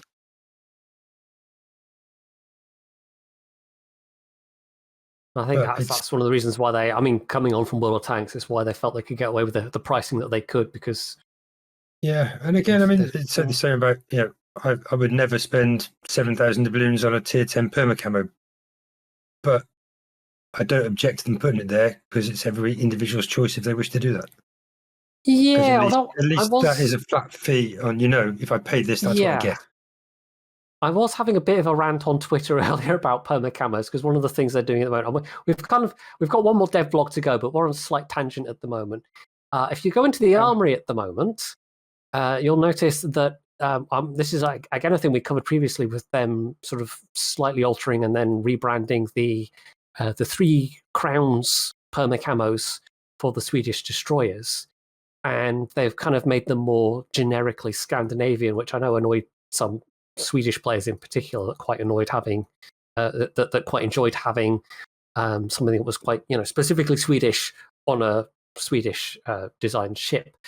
And there's a variety of packages in at the moment, including some where you basically some where you can buy the tech tree ship. Some include a captain, and some of them are just straight up the perma camos, but the perma camos at a higher price than regular perma camos, and not taking into account the fact that there's no economic bonuses involved. So they're trying to have their cake and eat it, because largely I think the economic bonus or the whole change to how they did economic bonuses was generally a positive thing. But the fact that they've almost entirely kept the pricing of perma camos the same, with the exception of when you're buying that first perma camo from the port, it's at like 10% of the regular price, and then after that it shoots up again. So it's basically charging more, or not charging more. It's charging the same but for less. And in a retail setting, you call that shrinkflation when you've got a chocolate bar that goes down to 75% of the size, but the price remains the same, kind of thing. So it's kind of I think that, especially given that this is the patch after all the economic changes, I kind of feel like they're trying to sneak this in a bit, because it does say, if you click on the description, it does say, okay, this doesn't actually have the econ bonuses, this is just the exterior cost. But of course, you can buy the thing without ever clicking on the description. You can just click on the purchase button, and you might be assuming, oh, well, if it's costing this much, it must have the econ bonuses. So I feel like there's some slightly scummy tactics going on there with people, well, maybe trying to get people to assume that it's going to actually include the econ bonuses when it's only when you click on the description to see that it doesn't. So I was already annoyed at them with the process of, okay, we're going to sell tech tree ships for real money, and now they're also throwing in, well, we're going to sell these bundles of perma camos for prices that don't even make sense. The biggest one is the perma camos for the Oostergotland, the Halland, and the Smurland, and you would think that would be 14k total, but instead somehow they've come up with a figure of 17,000 doubloons. Well, you'd think whatever percent. If you didn't have a perma camo for the Oostergotland and the Halland, they'd be 200 doubloons each. Yeah, exactly. And then you will have one on the Smalland, so it'd probably be 5,000 for that. So 6,000. I think for the fact that they're now selling these as purely cosmetic items, I think the price is just way out of proportion. It's been a bit of a bugbear of mine ever since they announced the changes. They are actually ripping you off big time, because the first perma camo on a ship is discounted, right? Like the first permanent camo on a ship. If you buy it in port, it's discounted, right? So a regular one costs like 200 doubloons for your 10 ship. Obviously, the special ones would cost more if they are like space camos or whatever. Yeah, the full remodels, they've charged a bit more for those, and I can kind of see that, because that's a full remodel. That's not just painting a new camo on a skin. But even the price of those should come down. Honestly. Yeah, but the point is, right? Let's assume you don't have a permanent camo right now for the Halland and for the Gotland and so on. If you buy those, you will now have a permanent camo, so you lose out on the discount for the first permanent camo. You don't get any economic bonus or nothing, and you overpay for your, it basically costs you more because you don't get the discount that you would usually get for the first permanent camo. Obviously, they say the bundle gives you a 48% discount, but the discount is much larger generally on the first perma-camo than you buy.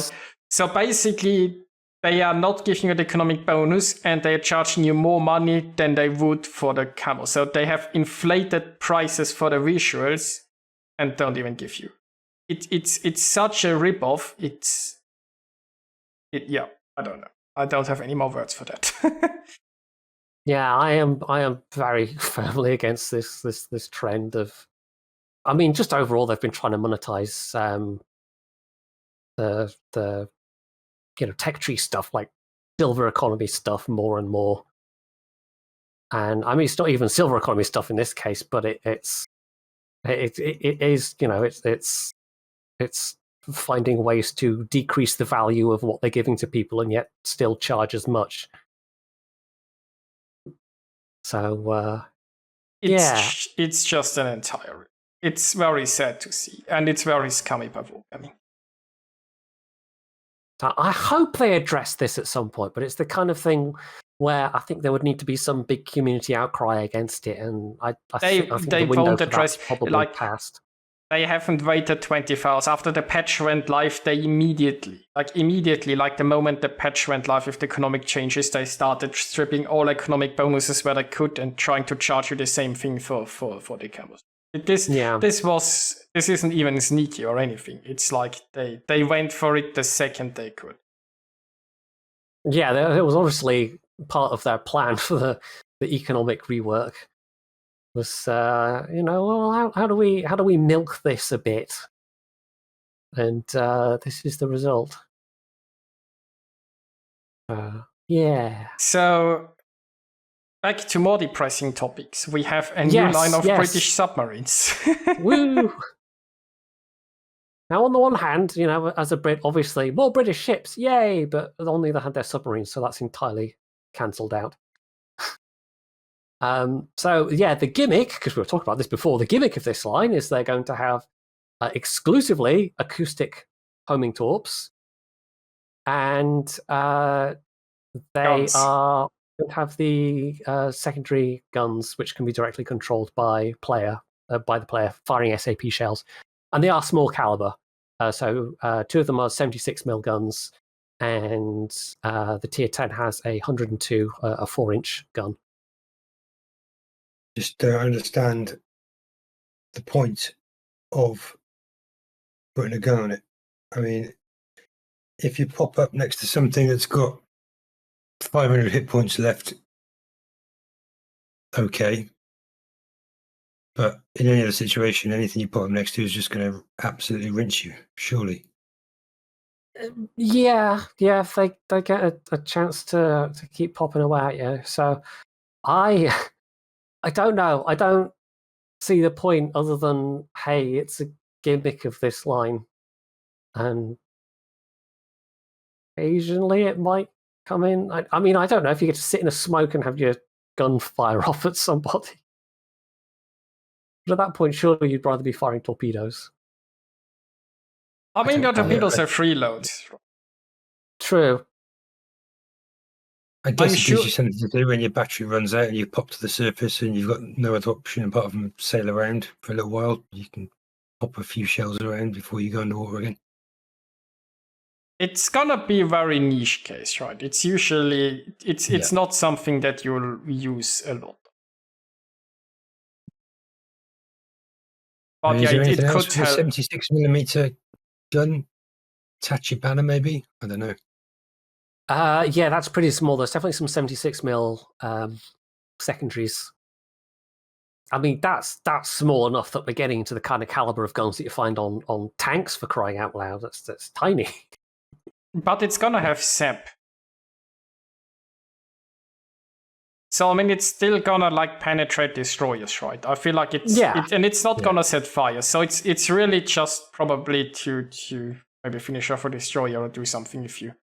It does seem off the surface. It does seem more on the end of the Dutch airstrike gimmick of only very very occasionally is it truly useful. You have to have the enemy players doing something or the right set of circumstances. Somebody coming in that's very low health. Now, there is though something that you guys have to explain to me, right? Because they say British submarines have a large dive capacity but low maneuverability. But they list the maneuverability stats, and they look pretty impressive. So in what word is 410 turning circle for the tier 6? And even the tier 10 has 580 turning circle? Which compared to other subs, to be honest. Let's have a look. Yeah, the Palau has I think 5. Subs turning circle has been buffed recently, right? But I think Palau is at 590 right now, and I think the German one is around 500. So sure, it turns a bit worse than the German one. Still, I think turns better than the Palau. So if you point out that the main feature of this line is bad maneuverability, and it still turns better than a current sub, I'm like, yeah, that doesn't serious? really make any sense looking at the actual prelim stats. What about the rudder shift and? They're not super whippy, but they're still. It's possible that the others have better rudder shift. But 6-second rudder shift and 580 turning circle. A lot of destroyers would try to have those stats. Palau 7.2. Yeah, 2501 has 6.8. Is this just one of those general statements they make about a line that then doesn't actually make any sense given the stats of the line? We've had this sort of thing happen before. Yeah, I don't really know. It sounds like they want to make them more fragile, so I'll take that. But it also says they want to give them a large number of torpedoes per salvo. So even if they are the weaker damaged torpedoes, they're still the acoustic homing torpedoes. And not having a large number of them chasing after you could be not fun. You might need to explain this to me. On the tier 10, the Thrasher, torpedo tubes 11 by 1. I'm guessing it means 11 single tubes. I don't know why they've and then below it that way. Number of stern torpedo tube loaders 3. Number of bow torpedo tube loaders 4. What's the difference between a torpedo tube and a torpedo tube loader? That's possibly the number of tubes that can be loaded at the same time, like simultaneously. Yeah, okay, that would make sense. Okay. Which in real life, they had to load the tubes one by one. You definitely wouldn't load them simultaneously. But we can't have that, obviously. No. To be fair, you can have some like the Derpski at tier 3 can fire literally its own weight in torpedoes or more. Yeah. There's already things like that just. Obviously, ships wouldn't reload their torpedoes in an engagement. No, mostly they wouldn't. I think at most destroyers tended to have one reload of torpedoes. But yeah, so basically this sub will have 7 tubes in the front and I think 4 in the back, and it can reload 3 front torps at the same time and 1 back torp at the same time. Okay, yeah.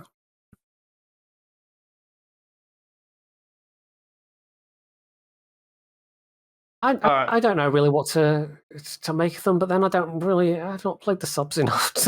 I can't really comment on stats and things, so I don't really understand it. I guess they'll be less able to effectively shotgun people if they're more fragile and they're using the weaker damaged torps. What it has? What did it have? 7 front torps. But yeah, you're still packing a lot of tubes. What's the actual torpedo? Does have 5,167 points of damage isn't a lot of damage. No. I think, you're not going to... a destroyer maybe, if you manage to get literally every torpedo into them and you manage to hit different points so you're not triggering the damage saturation on, say, the bow or the stern. But, yeah... I don't think it needs to be said, but I'm going to say it anyway. I'm not in favour of adding more submarines. In fact, I'm in favour of removing submarines from randoms, but... Yeah. Yeah. So, Well, I mean, they'll gonna get changed a lot in testing anyway, Yeah, we'll especially see. since submarines, that's the crazy thing. Submarines are not final, and they start adding more tech tree submarines, despite submarines not actually being out of testing Yeah, as a whole. it's just a bigger It's pool of subs that they're going to have to try and crazy. jiggle around, and I have no idea. It doesn't particularly make sense. No. Well, things that might make more sense, there's going to be a premium renown at tier 7. Yeah, and this is going to be almost like a situation with Belfast 43 at tier 8 and then the post-war Belfast at tier 7. Because I think the renown we have on the tech tree, is that like the 1945 or 1946 kind of state of renown? It's like the end of war renown. So this is a little earlier in the war, but it's at a higher tier. So yeah, I think, is it going to be the AA that's the main thing? They want to turn it into a brawler without armor. Yeah. I wonder if they're going to try and do what they were sort of originally going to do with the Duke of York, to some extent. I mean, they're going to make it a no-heal battleship kind of thing, but not quite as dramatic as that. Isn't it going to have like the crazy British here? No, 276 hit points a second.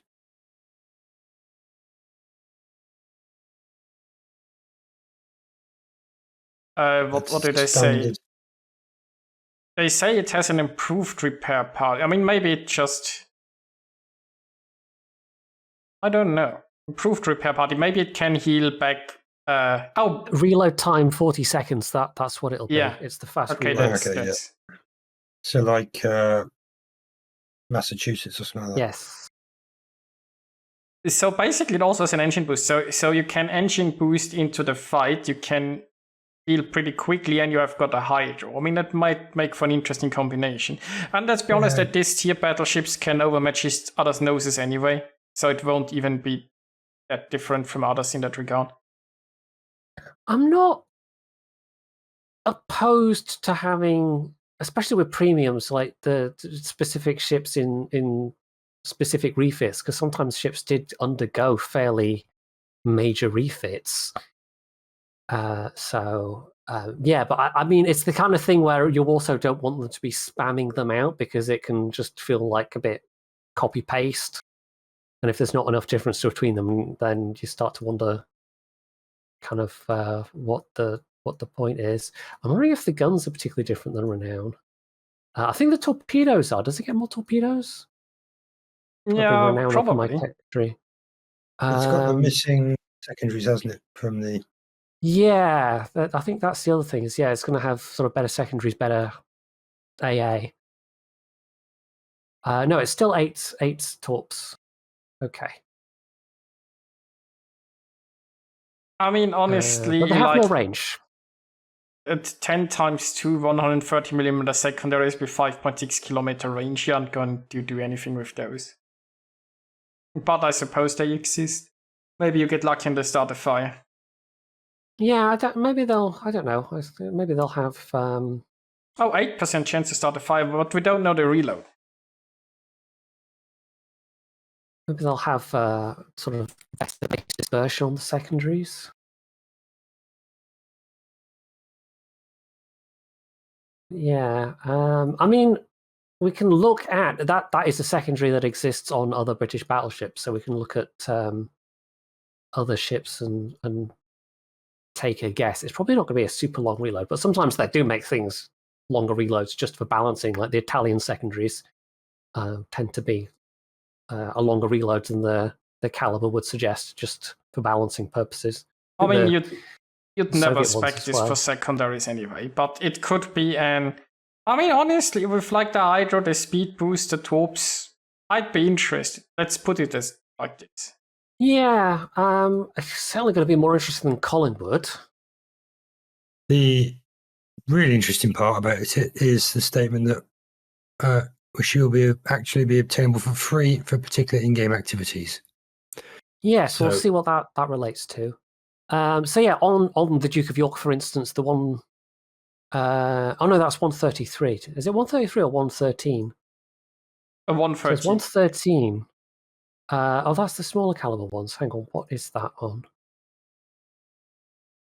Is that the Queen Elizabeth that has those? It's hard to tell because there's all these different.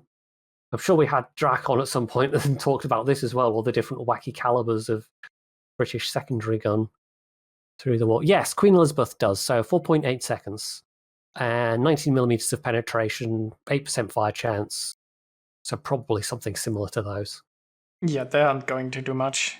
No, they're not a huge caliber, unless they're kind of artificially buffed compared to other ones. To be honest, still the only British battleship that's even kind of semi-worth going for secondaries with is Warspite, because it has the 6-inch secondaries. You can't particularly get a good range with them, but they do have good coverage, and they do hit pretty hard because they're 6-inch guns. So yeah, I built Warspite for secondaries and played it a lot at Tier 6 ranked. It's very effective given its maneuverability as well. Yes, and it's also quite potentially enjoyable to play in some of the scenarios as well. Yeah.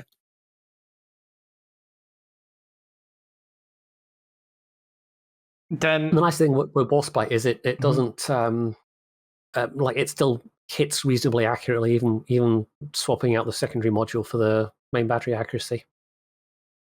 Anyway, yes, let's move on. I was getting sidetracked.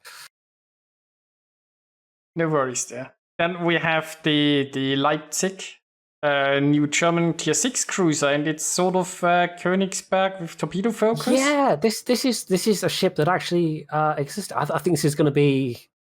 It's always more interesting, I think, when a ship comes along that did actually exist. So I suppose we can say the same about Renown 44.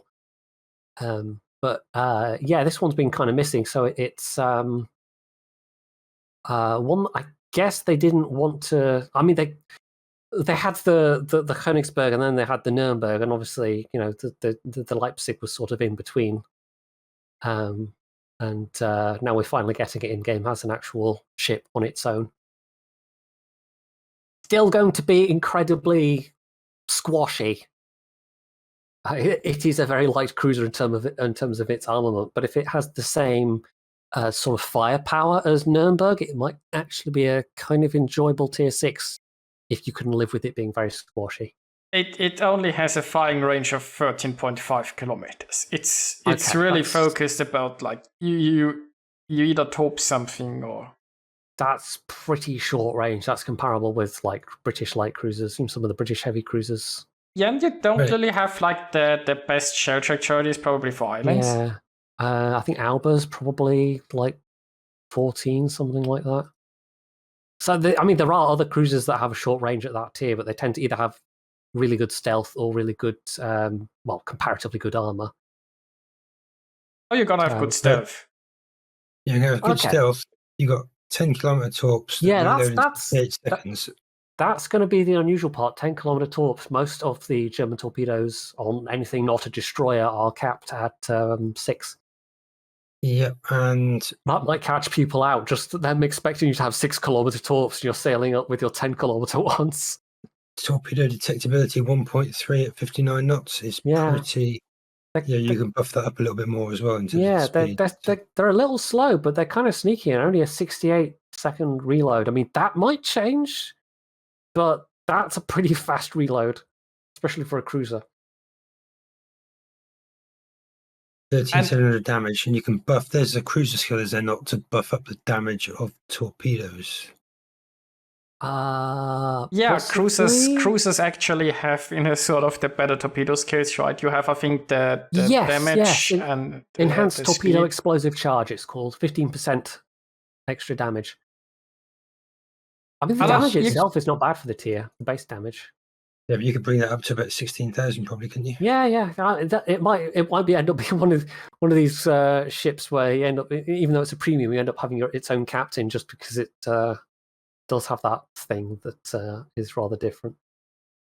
So yeah, the range ain't good, but the reload's not bad. Yeah, it's going to have to be because It's the torpedoes that are the different thing. Yeah, Yeah, I like the Königsberg and Nuremberg, and I play them using the range as the yes, best skill of them is their range, and you use the range to keep yourself alive. yeah. The concealment's okay, but yeah, it is the range that you play them for. Really, they do have good range for their tiers. So it'd be interesting. I think it's a welcome addition. It'd be interesting. Let's say maybe gimmicks, but it's not that far removed. It's always nice. It's not like an airstrike gimmick where it's a completely new thing into the game. It's just it's a tweak. It's a flavor of a ship, and it looks like the sort of thing I'd probably enjoy playing. I mean, just the fact that it's going to be a stealth torping cruiser at tier 6, that alone will have a lot of novelty factor. Yeah, this one actually does look genuinely interesting. However, and because it stands as a different style of gameplay. I mean, you contrast that with one of the other ships we have, the Monmouth, which is yet another British heavy cruiser. It will actually represent quite a different style of gameplay. I would actually seriously think about getting this one. We'll see how it turns out. There is potential. Yeah. But again, what was the range again? 13.5. Yeah. You have to. That's not for the faint of heart. No, that's going to be seeing Baltimore's and Chapayevs and cruisers at tier 8 that are going to be not far off it in concealment and a lot more brutal to it if it gets spotted. Yes, it's going to be kind of like a Leander without the smoke screen in terms of sort of detectability and range. I think it's slightly better range. I don't know what 9.7 will work out with Concealment Expert, but around 9, I guess. What Leander has. Yeah.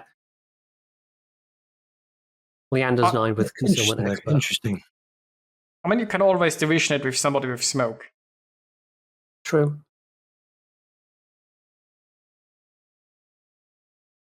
Yes, that's probably the most interesting ship on this page, to be honest. And it's a tier 6 squashy cruiser.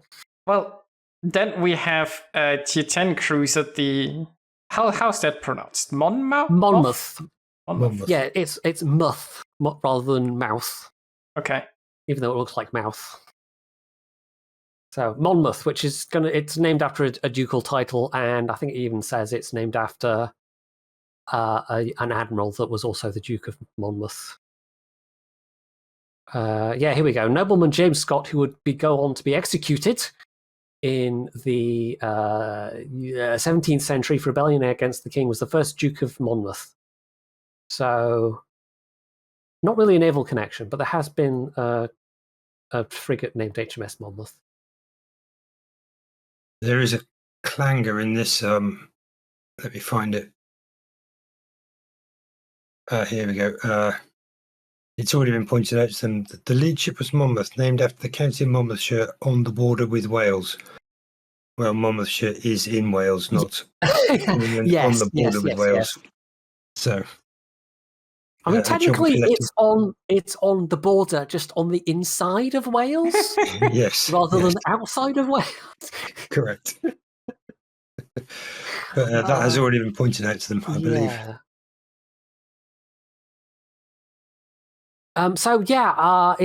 It's another it's a quad turret heavy cruiser. I think it's the quad turrets of the Gibraltar on is that the Goliath hull? It's something like that. It's some combination of turrets from one on the hull of another, and it kind of seems like filler, to be honest. Is it Goliath shells?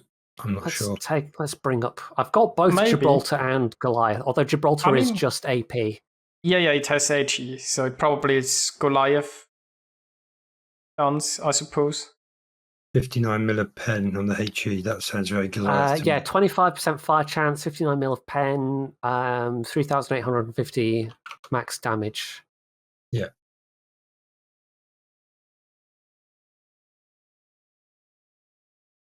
Fast turret for ship that size, 22 seconds. 2.05 Sigma. It gives us absolutely no even inkling of a design study or any kind of historical background for this ship. So, I mean, I, for one, I'm just going to assume it's a wargaming special. I mean, I assume they're going to be like, what if we took one ship we made up and took another ship we made up, and there had been a hypothetical fusion between two imaginary ships, and ta-da! It wouldn't be the first time we've had the guns of one ship on the hull of another. I mean, there's the is it both the Weimar and the Mainz, or is I think both of them. So they're both like, one is the York hull with the 150 millimeter guns, and the Mainz, of course, is the Hipper hull with the lower tier 150 millimeter guns. So yeah, it's not the first time they've slapped together a premium like this. Hell, I mean, the Sevastopol just came out with the German 15-inch guns, but that one at least has some historical basis, as I've learned. So it does seem another in that vein, but as it's a tier 10, I mean, you'll be able to obtain it for coal or research points, or maybe even steel, although I can't see this being a steel ship somehow. I'd be very surprised if this was a steel ship. Yeah, super heel as well. Yeah. But it's 12 guns. I mean, it's got Goliath. It's definitely, I'm pretty Shells. sure that's the Goliath reload time, 18.5, so you're not Sounds getting right. anything And bad. 3x4 is Goliath 4x3. Goliath is 3x3. yes, 4x3. So you'll have more number- firepower up front, essentially, than Goliath. Yes. What's Goliath's range? Let's see. I'll make sure. I think I've got the range mod on this. I do. So plus the 16% range mod, it's 19.5. Yeah, Let that me probably. just- So it'll be 16 point something, 17 around that. Yeah, the new one has 16.9, so probably the same. Yeah. So basically, exact firepower of the Goliath. 16.8 is the base for Goliath. Ah, So very slightly better. So you'll be able to get it out to like 19.6 versus 19.5 if you go for the range mod. And the reload on the Goliath is I think the Range same, mod, 18.5 5, yes. unmodified. So yeah, it seems like a bit of a filler ship, to be honest. It's not going to set anyone's hair on fire. It's not going to make anyone particularly excited. Dockyard, maybe. Maybe, Yeah, possibly. yeah. It would fit in the style of dockyard ship, certainly, that has predominated.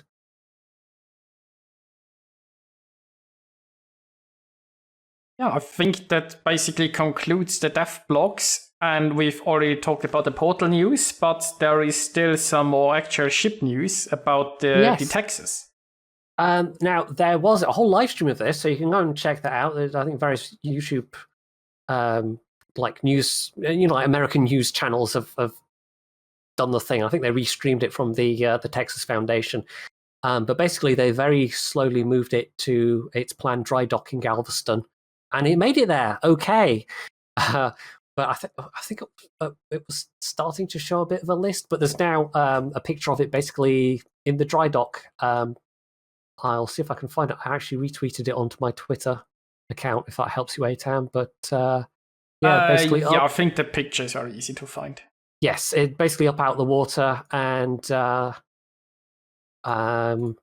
of the hull showing its age a bit. But from what I've read, it's like the below the waterline is probably in better condition than around the waterline, because that's where the most kind of oxidization action is happening.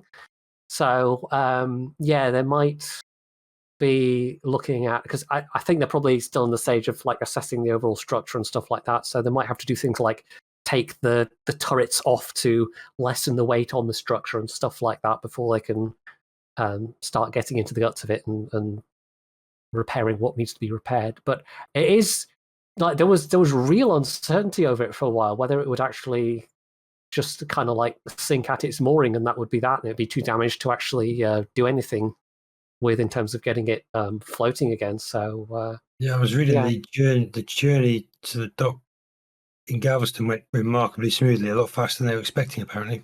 Yeah. So maybe she knew she was on her way to something good, as opposed to Warspite, which kind of famously was like, nope, I'm going to run aground. Yep. Not having me.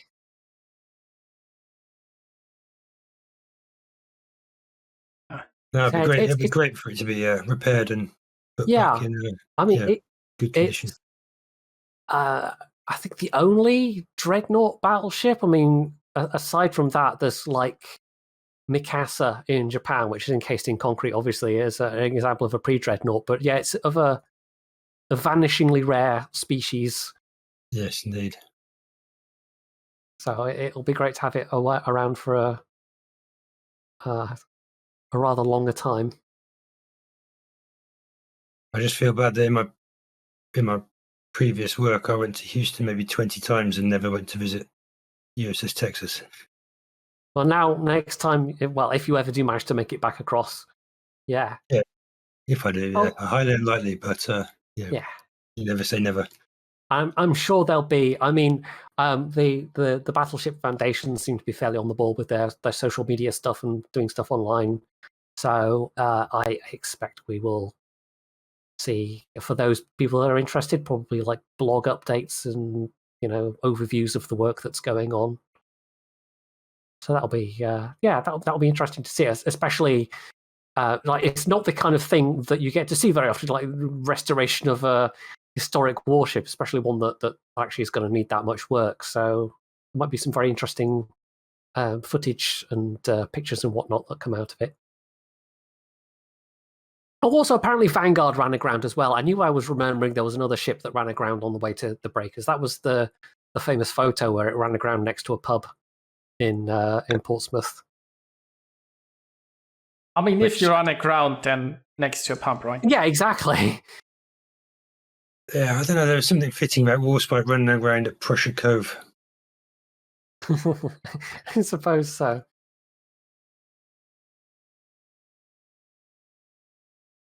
So, and that's basically it from us this week. So, where can we find you, Andy, other than on Twitch? Do you have like YouTube? I have a YouTube, same name, Andy the Cupid. It's been a little neglected recently, but I'm now trying to get some more World of Warship stuff on.